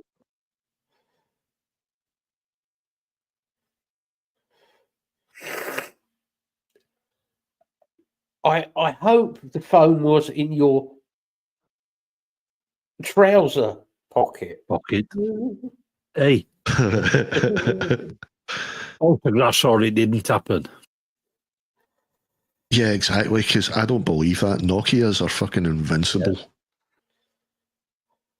They are made from stone. Yep.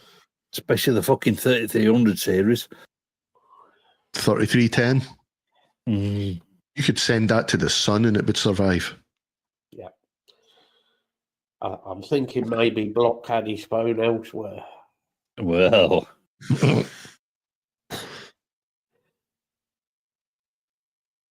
Nah, don't believe you. Nah.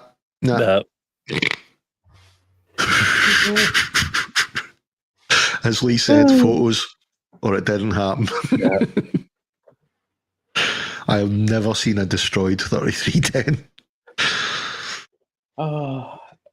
It's going to be archaeologists in 2,000 years finding 3310s under the ground, and they're going to go and hit the on button, and that thing's going to fucking turn on.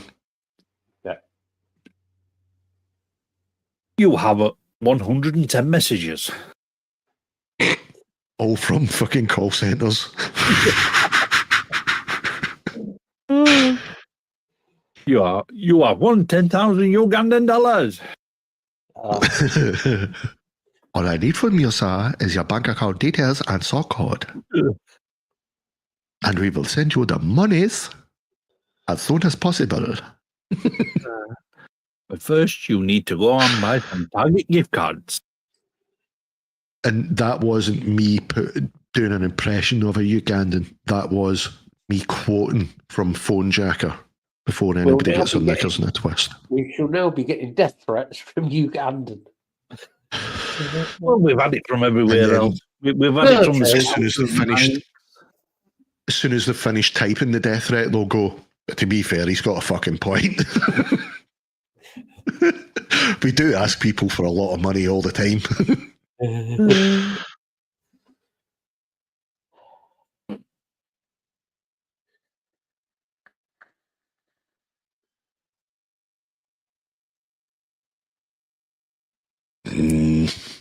I still want photos, I'm sorry. Yeah, we need photographic evidence block. Very quick to I believe this as much as I believe in a big all-powerful being in the sky. You're very quick to defend that, weren't you? Yep.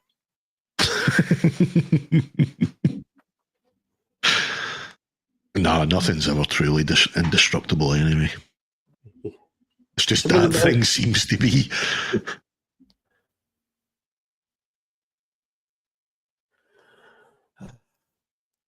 The most entertaining stories you can ever hear are from A&E nurses about items that end up in places they shouldn't be. A&E nurses talking about Bill? No, I used to go out with years ago. I went out with a nurse and worked in A&E, and some of the stories that we used to hear were quite scary about things that went in places they shouldn't have been. Mm-hmm.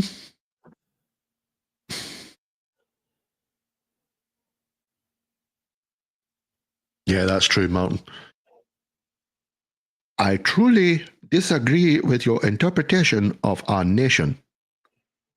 We shall be sending you items of destruction in your letters and mail.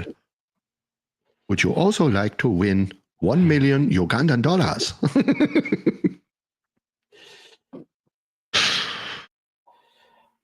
Don't start with the stories, Bill, because I have a couple of stories I can tell that will get us banned.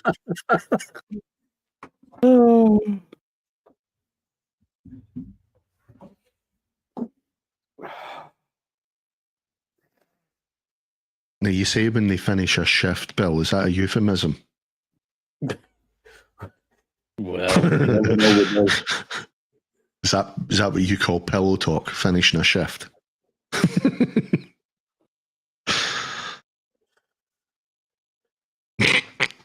Oh, nice one, D-Dub.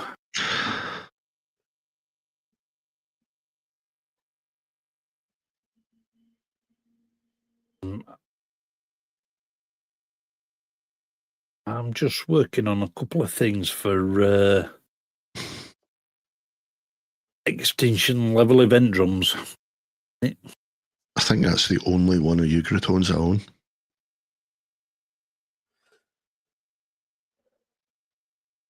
It is bloody good, though. I will say that.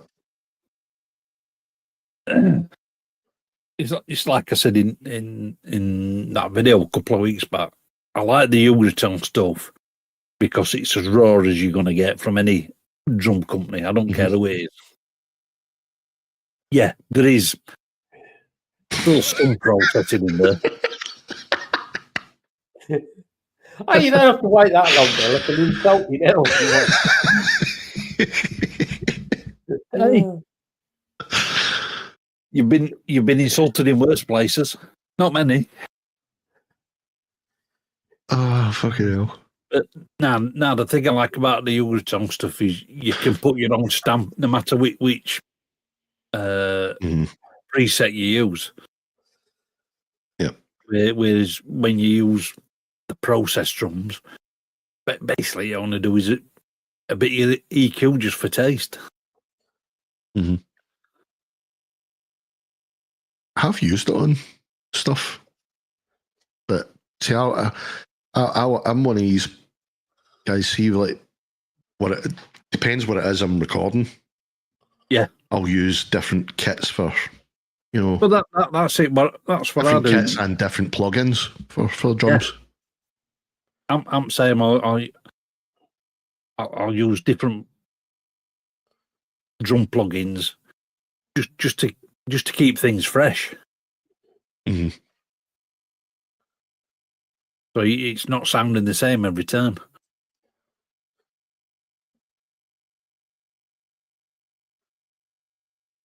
I mean, Fricker's ones is fucking phenomenal. Yeah, I don't like the Fricker one. The Spectre one. It's ELE. Holy fuck. I don't know if you Fucking saw well the good, video I did. Just not enough hits on it. I don't know if you saw the one I saw that I did other week on the stigmatized drums, the Fortis Bernardo one.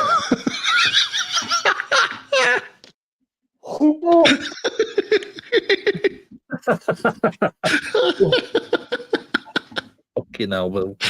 If only Control Alt Delete worked on Lars Ulrich. The Fortis Bernardo drums, they're good as well. Right. I've not tried the I new haven't bought one. any plugins for fucking ages, man. When it comes to the I Ucratone one's the last one I think I bought. Bought a couple of the ML drum packs to do videos on because they were cheap enough in Black Friday sale, but that's all. I don't think I bought. Oh no, I might have bought. I bought one of the Nembrini amp sims as well, just to do a video on. But I've got plenty of stuff to do videos on for a good 3 or 4 months now. So really I tell a lie. Actually, the last plugin that I got was the Tonex. Yeah. Software, but that's obviously that comes with the pedal, so technically it doesn't count. That's coming up at some point. Well, you just told him. I was going to ask you how you're getting on with it, but I won't now. Yeah. I actually have mine rigged up again. I'm going to start using it because I got a. Let me just dive under the table. There we go. He's getting old. He's making all the noises.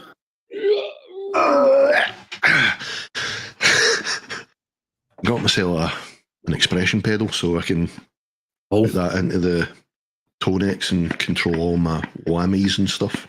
Yeah, oh, that's cool. So expect some Gojira soon.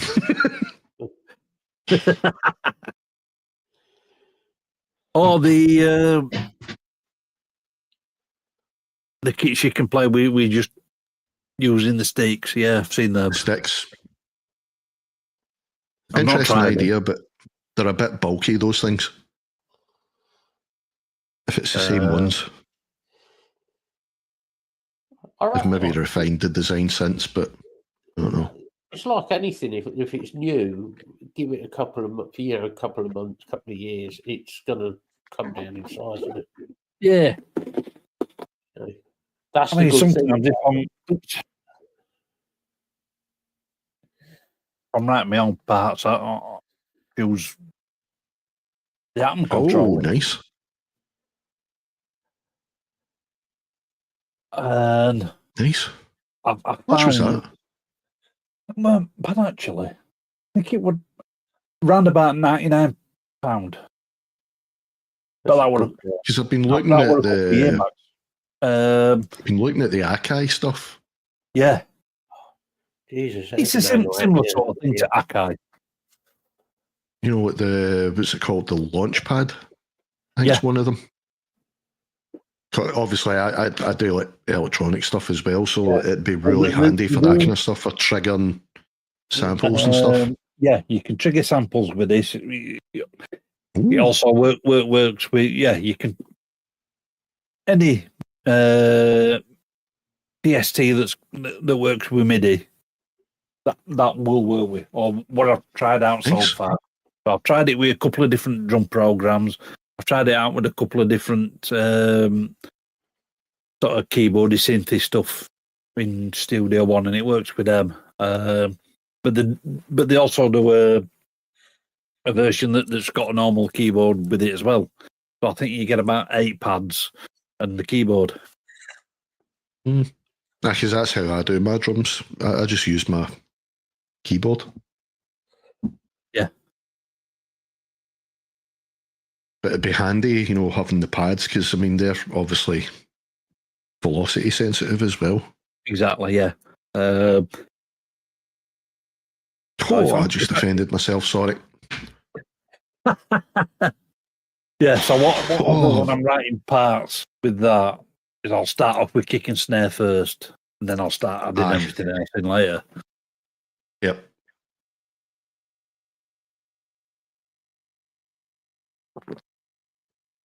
My dad keeps threatening to give me his electronic kit, but it's just ain't space in this room for that. Nah, it's something I've always wanted. But once I'm in my own place, I think I'll end up getting one, but yeah, there's no room in here for that. Plus, once he does pass, and hopefully that's not for a good while yet, when we do move there, then there will be space to set that up. Yeah, Trump's revenge. Yeah. Somewhere Donald Trump's sitting going, that'll fucking teach you, G. Talk about me smelling like shit, I'll fucking show you, son. Oh, that just smelled of death, I'm sorry. Holy fuck. I'm glad it had a short half-life. God,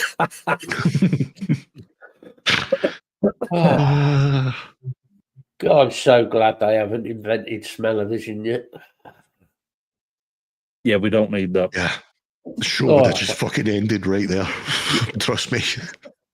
No outro. That's it. No. Just... Yeah. But no, I'm going to get my finger out and actually get some fucking stuff written soon, because I've been moderating on Mike Shreds' channel now. I'm a moderator over there, so, and I've done edited one of his YouTube vids. Cool. And he said, right, okay, you were wanting to commission me for vocals and possibly guitar. He says, so you're quite happy to do more videos. I'll do guitar and vocals. So awesome. I've got Mike Shreds ready to fucking come on board with my own material, so I just need to get my finger out and get writing. Got one song, I've got the music written for it, but I have a couple of lyric ideas. Don't know which way I'm going to go with the lyrics just yet. And I've got a couple of ideas for the intro. So what I might do is I might send you guys the couple of ideas I've got. Mm-hmm. What you think? So if no one else likes it, it's our fault as well then. Exactly, yeah, it's your fault. Yeah, I thought that. It's a lot of responsibility, Lee. For thinking, damn, I don't know if I can handle that kind of responsibility. Yeah. If in doubt, blame some other daft bastard. Yeah. I just need to fucking... That's the bit that I'm not looking forward to. I used to love writing lyrics, but I haven't done it for so long now. It's been at least 5 years since I last wrote lyrics. I'm absolutely crap at writing lyrics. I might come up with odd, decent line here and there, but nah. I used to be not bad. I wasn't fucking great, but I was not bad. I could come up with stuff pretty quickly if I was put on the spot. But I've been trying to think of lyrics recently for even, riffs that I've got, and I'm just like,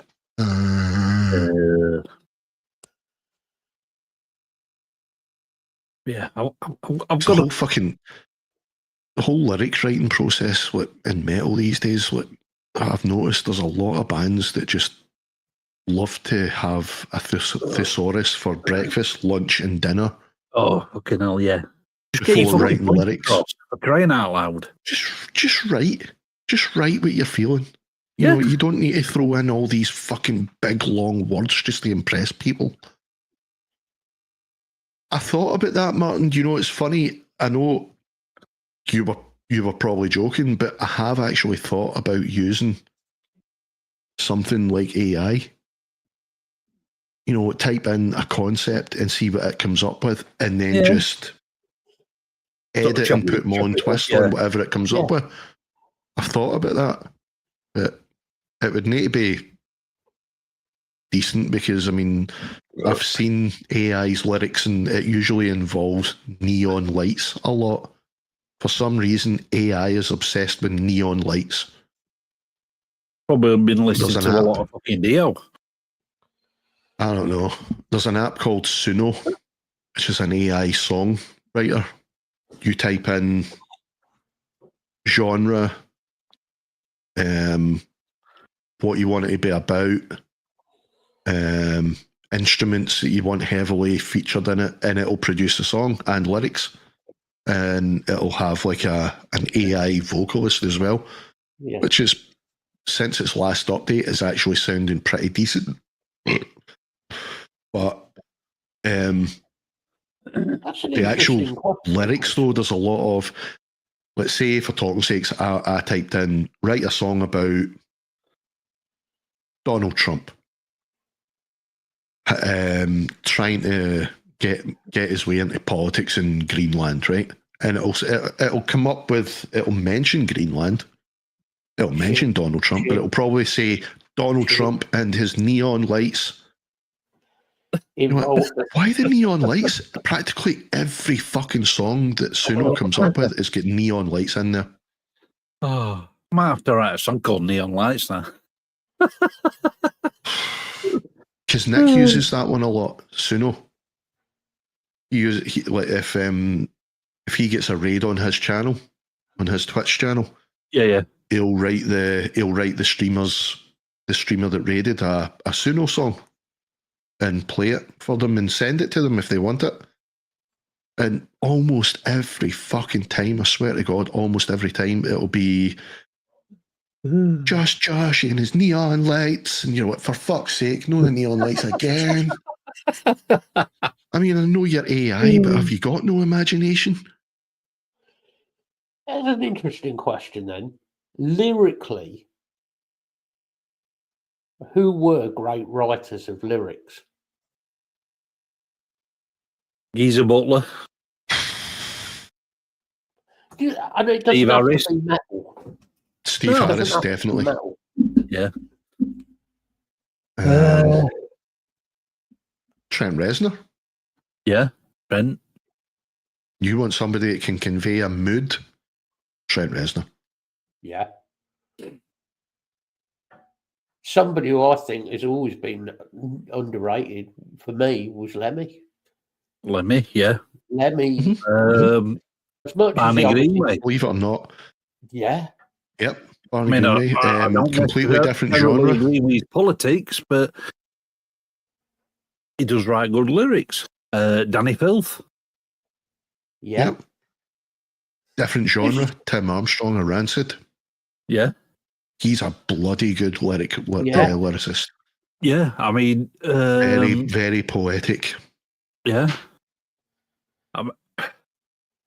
John Lydon. I mean, you think, 17, 18, and stuff he was coming out with back then. Yep. Even his stuff today. But that's because he's got a really, really good grasp of the English language. Yeah. You know, he's very intellectual, but he's really smart in that he doesn't show it. Even in his lyric writing, it's smart, but it's not overly intellectual. Yeah. Martin, you can go in the naughty corner, you know. Do you know, I like Quo. I like Status Quo as a band. If you see Quo, I like them live. Status Quo live, they were fun. They were a fun band. Yeah, you know. They were just a good rock and roll boogie woogie band. Yeah, there's nothing special. Yeah, Jim Morrison, yeah, Morrison definitely. And Prince, but he weren't necessarily even a lyricist. He were a poet. Oh, yeah, and he didn't even know it. No.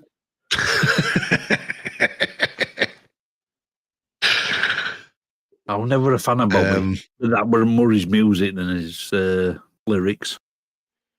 Mm-hmm. I didn't mind Bowie when he had Mick Ronson in band. Glenn Danzig. It's funny you mentioning about Glenn asking somebody if that was Suno, because I was watching, the band Zealand Ardor. Yeah. Kind of really weird metal band, but it's like traditional slave music. Yeah. Mixed with metal. Really weird, but it fucking works a treat. But the guy that does all the writing, vocalist, guitarist, Manuel, he streams on Twitch. I was watching him yesterday, and he said, "Do you know what?" So there was a guy come in and he said, "You do live reviews on your channel?" And he said, "I don't." He says, "But you know what? That actually sounds like fun. Fuck it, let's do that." And he'd abandoned he was in the middle of writing, like composing a full fucking track for Zealand Ardor, and good on him. He went, "You know what? Fuck it, let's do that. That sounds like fun." And he did. He abandoned this project, and he said, "Send me the link." And he played the link, and the guy's track was fucking fire. Just needed a bit of tweaking with the mix, because he'd done it all himself. Killer fucking track. But then all these other people started sending in their stuff, and more often than not, it was fucking fantastic stuff. But there was this one guy sent it in, and he said, I wrote it all. He says it's all because Manuel said, "What do you want from me listening to this?" He says, "Do you want me to give you advice on where to go with it, how you can improve or what?" Yeah, whatever. And the guy said, and we all said, "Yeah, that'd be good actually." So the guy said, "I write it all myself. I write the lyrics. I do the instrumentation all myself. Yada yada." And I'm sitting listening to it, and I've listened to a shit ton of Suno tracks. A shit ton, because of Nick and a couple of the other streamer guys that I know that use it. So I know its format, I know how it sounds. And I'm sitting thinking, listening to this, and I'm thinking, that mix sounds way too fucking polished. Yeah. And but at the same time, it had a bit of digital noise to it. Yeah. Especially in the vocals. And I'm sitting thinking, vocally, that just sounds. You can get used to the sound of a Suno vocal, because Suno will kind of the way amp profiles work. You take a snapshot of the amp profile. Really similar idea with the Suno vocals. They'll take vocal snapshots of certain vocalists in whatever genre you've asked it for, and then it'll make kind of like an amalgamation of that. So every now and then you can hear the AI trying to go between this vocalist and this other vocalist, but it won't completely deviate. It'll maybe just go ever so slightly different, like it's thinking maybe this bit should sound like this guy now, but it'll just go nope, stick to that because that's what you asked for. And as I'm listening to this guy's track, I'm sitting thinking, that sounds like Suno. That really sounds like Suno. And I wasn't being cheeky. I just typed in the chat, did you use Suno for the vocals? Because the music sounded all right. It sounded like it had genuinely been played, except for the lead guitar. It sounded artificial. Yeah. I said, did you use Suno for the vocals? And he said, I did. I did use it for the vocals. And that was it. All his credibility was out the window at that point then, because he said he wrote everything himself. I didn't mean to put him on the spot like that, but it was annoying the hell out of me. Because he said that it was 100% him. And then I'm sitting hearing this digital noise and I'm going, that's Suno. That is Suno. And rather than saying, did you just do a Suno track and say it's your own? I said to him, did you use that for the vocals? He said, I did actually use it for the vocals. And I went, now that you mention it, I said, the lead guitar, I said, everything else sounds grand. I says, but the lead guitar sounds slightly artificial. He said, yeah, I played that on the keyboard. So it wasn't a real guitar. He said everything was authentic. I think you're going to get a lot more. This is going to be a big fucking issue in future now, because there's going to be a lot of people using it. Yeah. I mean, I don't think that's an issue in some respects. Not for big bands. Not for big bands. Like, I'm talking like people trying to do the up and up. There's going to be a lot of people that are claiming to be musicians that have nothing to do with music. You've got to be not honest, but you've got to be kind of honest about it. Yeah, I mean, there's still a talent to doing it. Yeah, I mean, my stuff might be crap. Yes, I use VST drums, but I play all the guitars, all the bass. Yep. If there's any vocals, I do them. Mm-hmm. I don't use any AI. And I'll put my hand up. I'll put my hand up. See on my album. All right, it's all electronic, which a lot of people think is just, you've just literally picked out a bit from a program and then just sequenced it. No. I might have taken one phrase and then just copy pasted. But even fucking metal bands do that with guitar. I sat and watched Manuel do it yesterday. Yeah. He played one riff and then he went, that's good, I like that. Copy paste, copy paste, copy paste, copy paste. What? It sounds right though. It sounds right because he played it. Yeah. So when I recorded my album, I would maybe take an arpeggio. I would pick out the notes of the arpeggio. I would play it as best as I could at slow speed, because the arpeggios on my album, some of them are really fucking fast. But I literally picked out every note in that sequence, played it into the fucking software, and then just sped it up till I got the right speed. But it's all me. You know what I mean? But these guys are saying, I played all this, and all they done was go, write me a song about such and such. Exactly. I mean, I will use copy paste when I'm writing, but when I come down to do the finished recording, I will record the guitars all the way through. Especially if you're doing a video for it, because people are going to see through that. Yeah. If you're not playing that consistently, they're going to go, well, you didn't actually play that initially. You didn't play that whole fucking song then. You just copy-pasted, didn't you? Yeah. But if you think about it, ever since synthesizers came in, going back to like Moog synthesizers and stuff, when that came in, everybody went, oh, well, it's just programming a synthesizer. Well, go and try and do it. That's what I was going to say. Good luck. You need to know where every fucking cable goes to create a different sound. Seriously, you had to have some fucking skills. Yeah. Serious. You needed a fucking degree to work those things. And literally, you needed some fucking education to be able to fucking play one of them. Years ago, everybody, oh, well, it's just a synthesizer. You just program it and it does it for you. Well, no, it doesn't do it for you. Yes, it does. It creates the sound. But you've still got to know what you want to come out at the end of that. Exactly, yeah. And I don't think AI, in one respect, is any different. No. It's still, it's got its advantages and its uses. People are going to do the same they did with like the synthesizers and electronics and computers coming in. They're going to do the same with AI, and they're going to say, oh, well, it's taken away from the music. It could, but if used properly, it doesn't. Yeah. Well, I mean, to take you back to the synthesizer thing when they first started, and they were saying, oh, well, you're not actually playing that. You're not actually creating that sound down.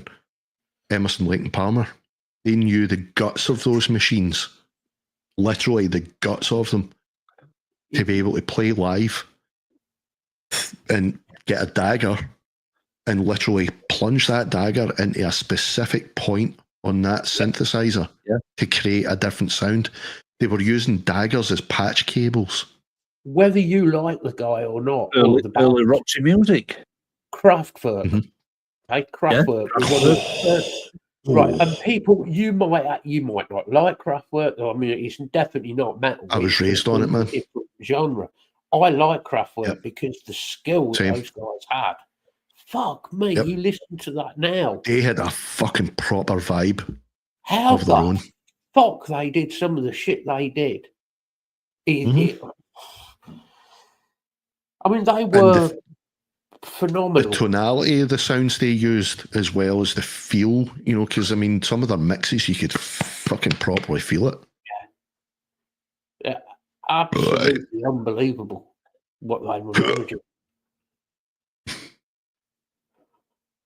There's a lot of people do that, Martin. I mean, somebody who me and G now, Bobby Torres, when he's writing a track, he'll use Easy Drummer and then say to his drummer, crack on, this is what I've come up with, but this is the basic beat, the rest of it, what you want to come up with. You're using... Now you're talking my language, Bill. Jean-Michel Jarre. Yeah. I ate, lived, and fucking slept and shat Jean-Michel Jarre for years. That guy is a fucking genius. Yeah. He's up his own arse, but he's a genius. He has every right to be up his arse. He was, there was people saying, you're not playing that laser. You're not playing that laser. Technically, yes, he wasn't playing it. He was using that as a trigger. Yeah, but you can go all the way back. That was the earliest. That was one of the earliest forms of a trigger instrument. Was the laser harp. You can each individual light, each individual rail, the laser was a trigger for a specific note on another keyboard or synth. Sorry. So yes, he was actually playing that. We can go all the way back, though, all the way back to 1920s. And when people said, oh, well, electric guitar isn't a real instrument. Well, what the fuck is it then? It's just it's an amplification of a guitar. Well, they're rolling in their graves now. No, don't like electronic guitars. Yep. They'll never take off. Okay. Well, not even going that far back. Just going back to somebody like Mark Bolan. Yeah. Oh, he's not a real musician. Oh, he's using electric guitar these days. He's not doing his folk music. Yep. You want Actually, music you just to prevail. reminded me of another band that were fantastic for lyric writing. Floyd. Yeah. Yeah. See, I'm a big Pink Floyd fan. A lot of people, not so much. Exactly, Bill. Exactly. He was playing that shit. Because you can actually see it. Can't remember what gig it was, but there was one gig that he was playing the harp and his hand just comes out of the beam just for a split second. But you heard that note stop for a split second. You can't program that. Yeah. Why go to all the effort just to program a fuck up? You know, you would be in fucking rehearsals forever trying to do that. Trying to get the timing for it, but that just showed that he was actually playing it.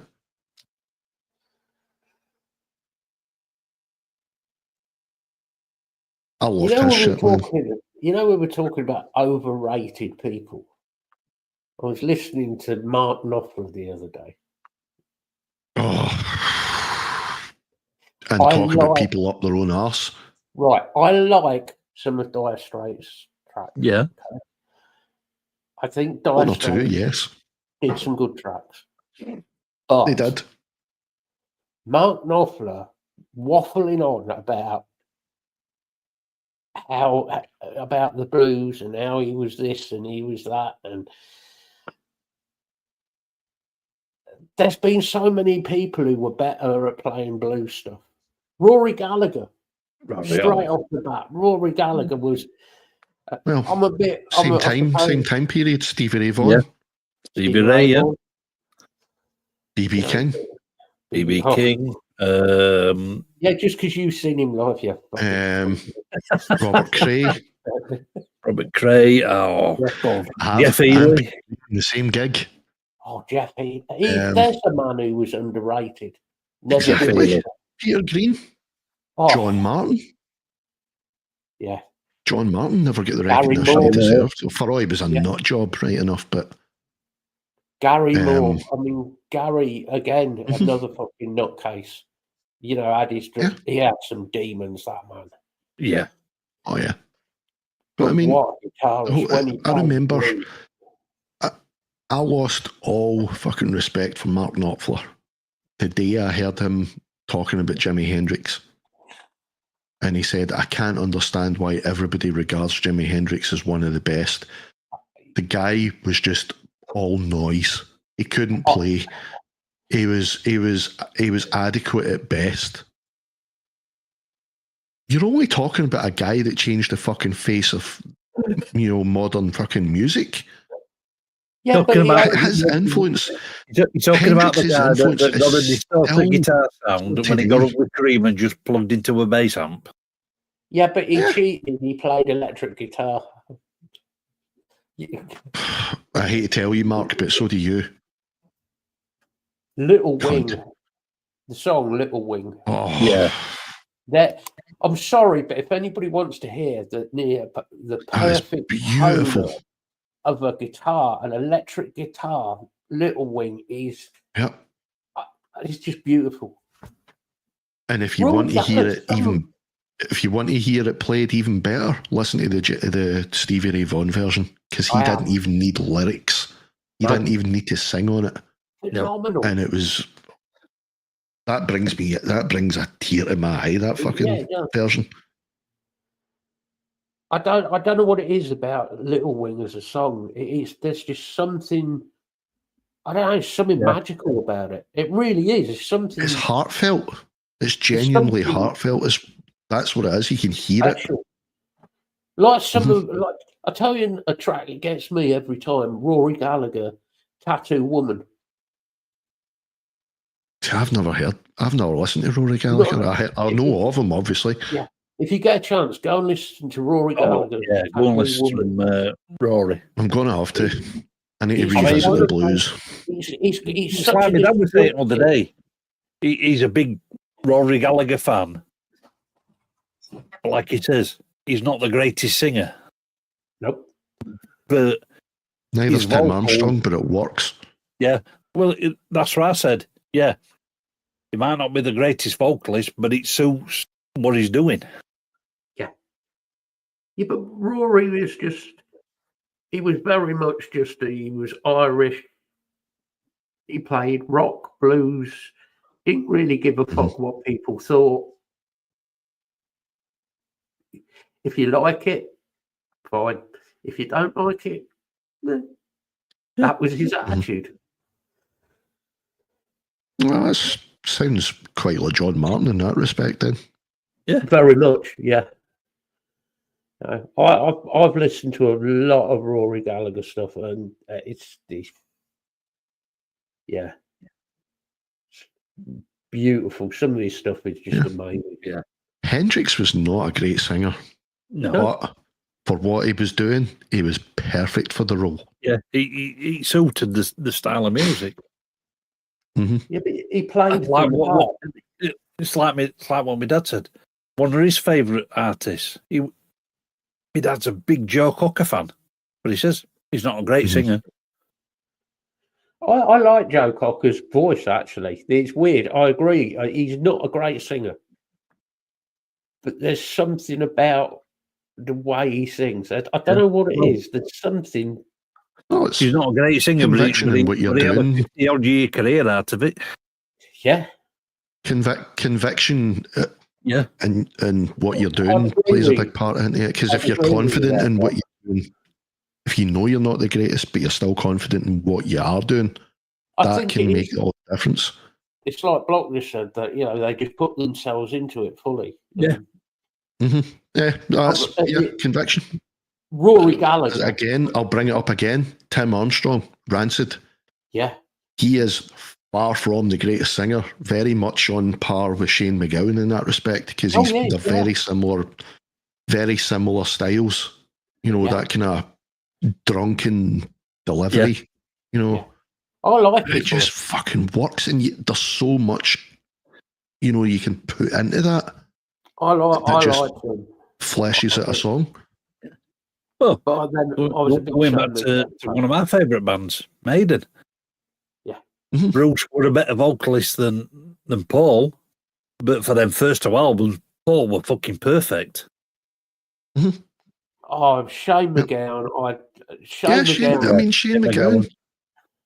If you heard him singing on his own, you'd be like, "You're fucking awful, mate." But then you hear him with a band, and you're like, "I totally get that now. I totally get it," and it works. There's a video on YouTube of Shane drunk, surprisingly, in an Irish pub. Right, he's fucking rat-assed with a pint of Guinness in front of him, and he looks like he's passed out over the bar. And he just starts singing. And the landlady, somebody kept talking. And the landlady walks over to this bloke and went, "Shut the fuck up."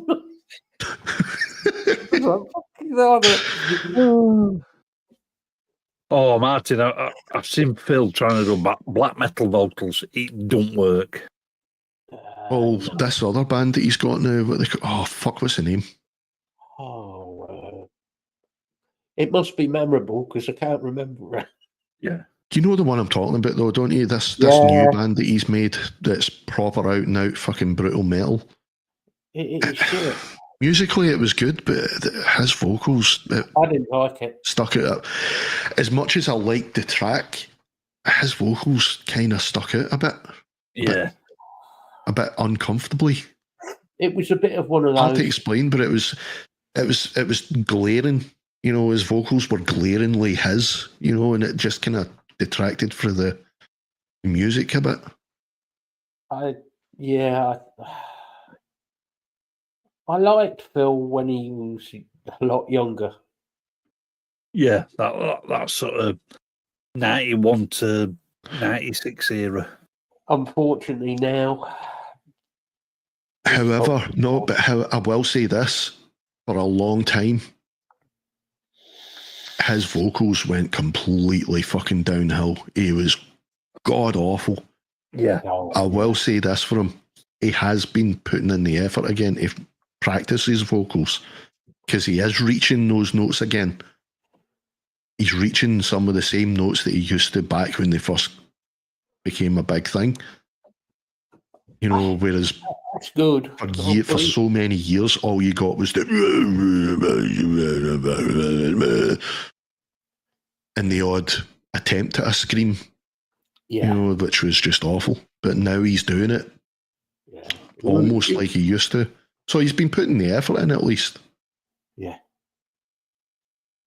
But yeah, he's not easily. He doesn't do other styles very well at all. Yeah, like I said, we saw. It must have been a couple of years back now. Some black metal project he got going off.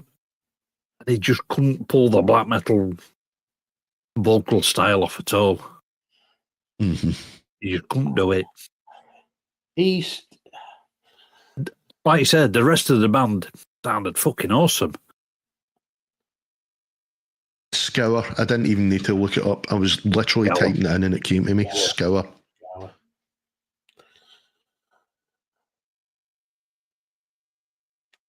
Great band, and it's a great track, but his vocals, there's just something there about it that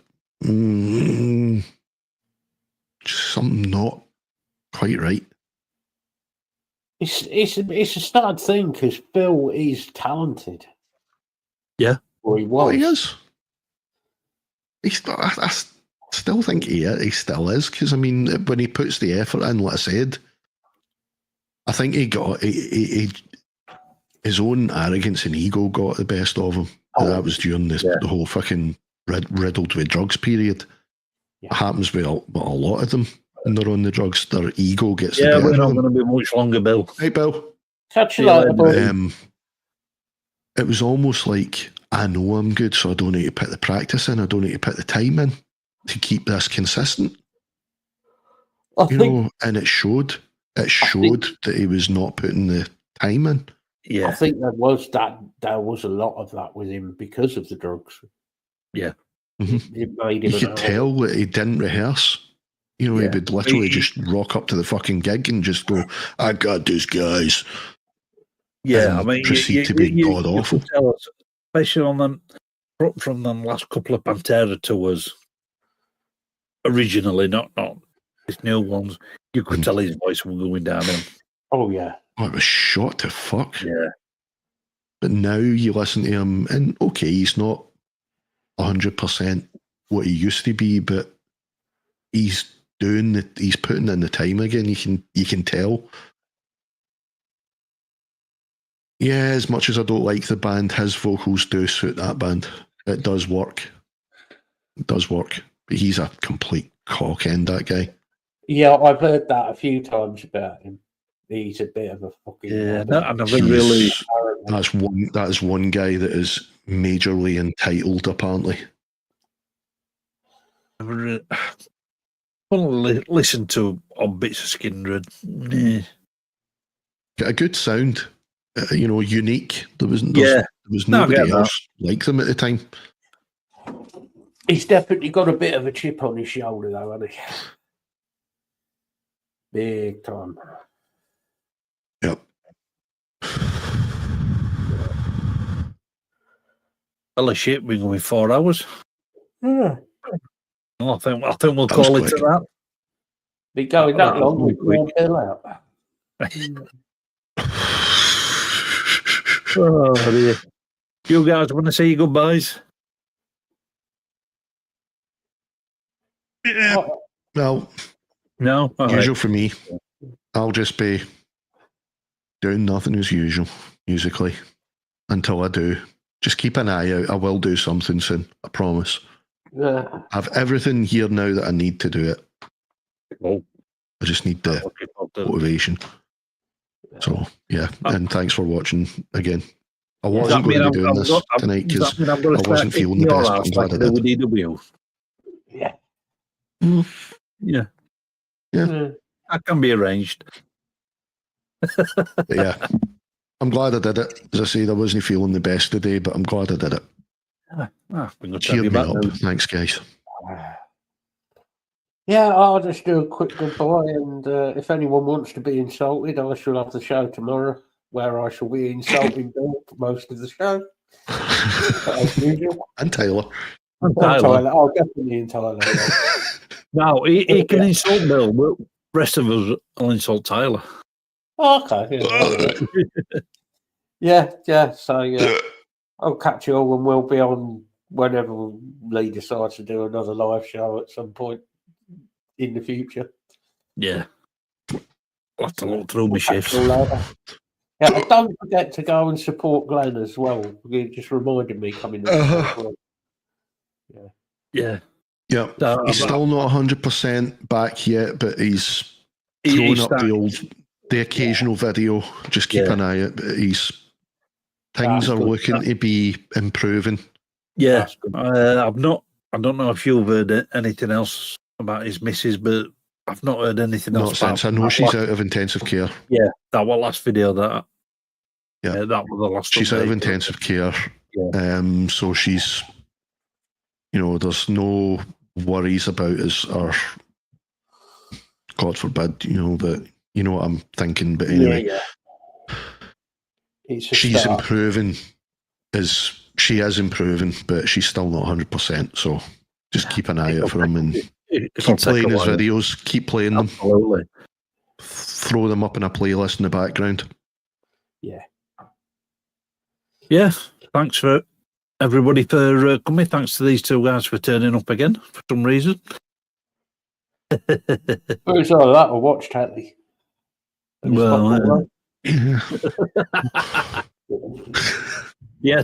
Tomorrow over on the second channel, we've got a video coming up. I know it's been a while since we put one up on the second channel, but we've just had that much shit going off over the last couple of months. But yeah, we've got a first flight of the drone. We've got a drone now.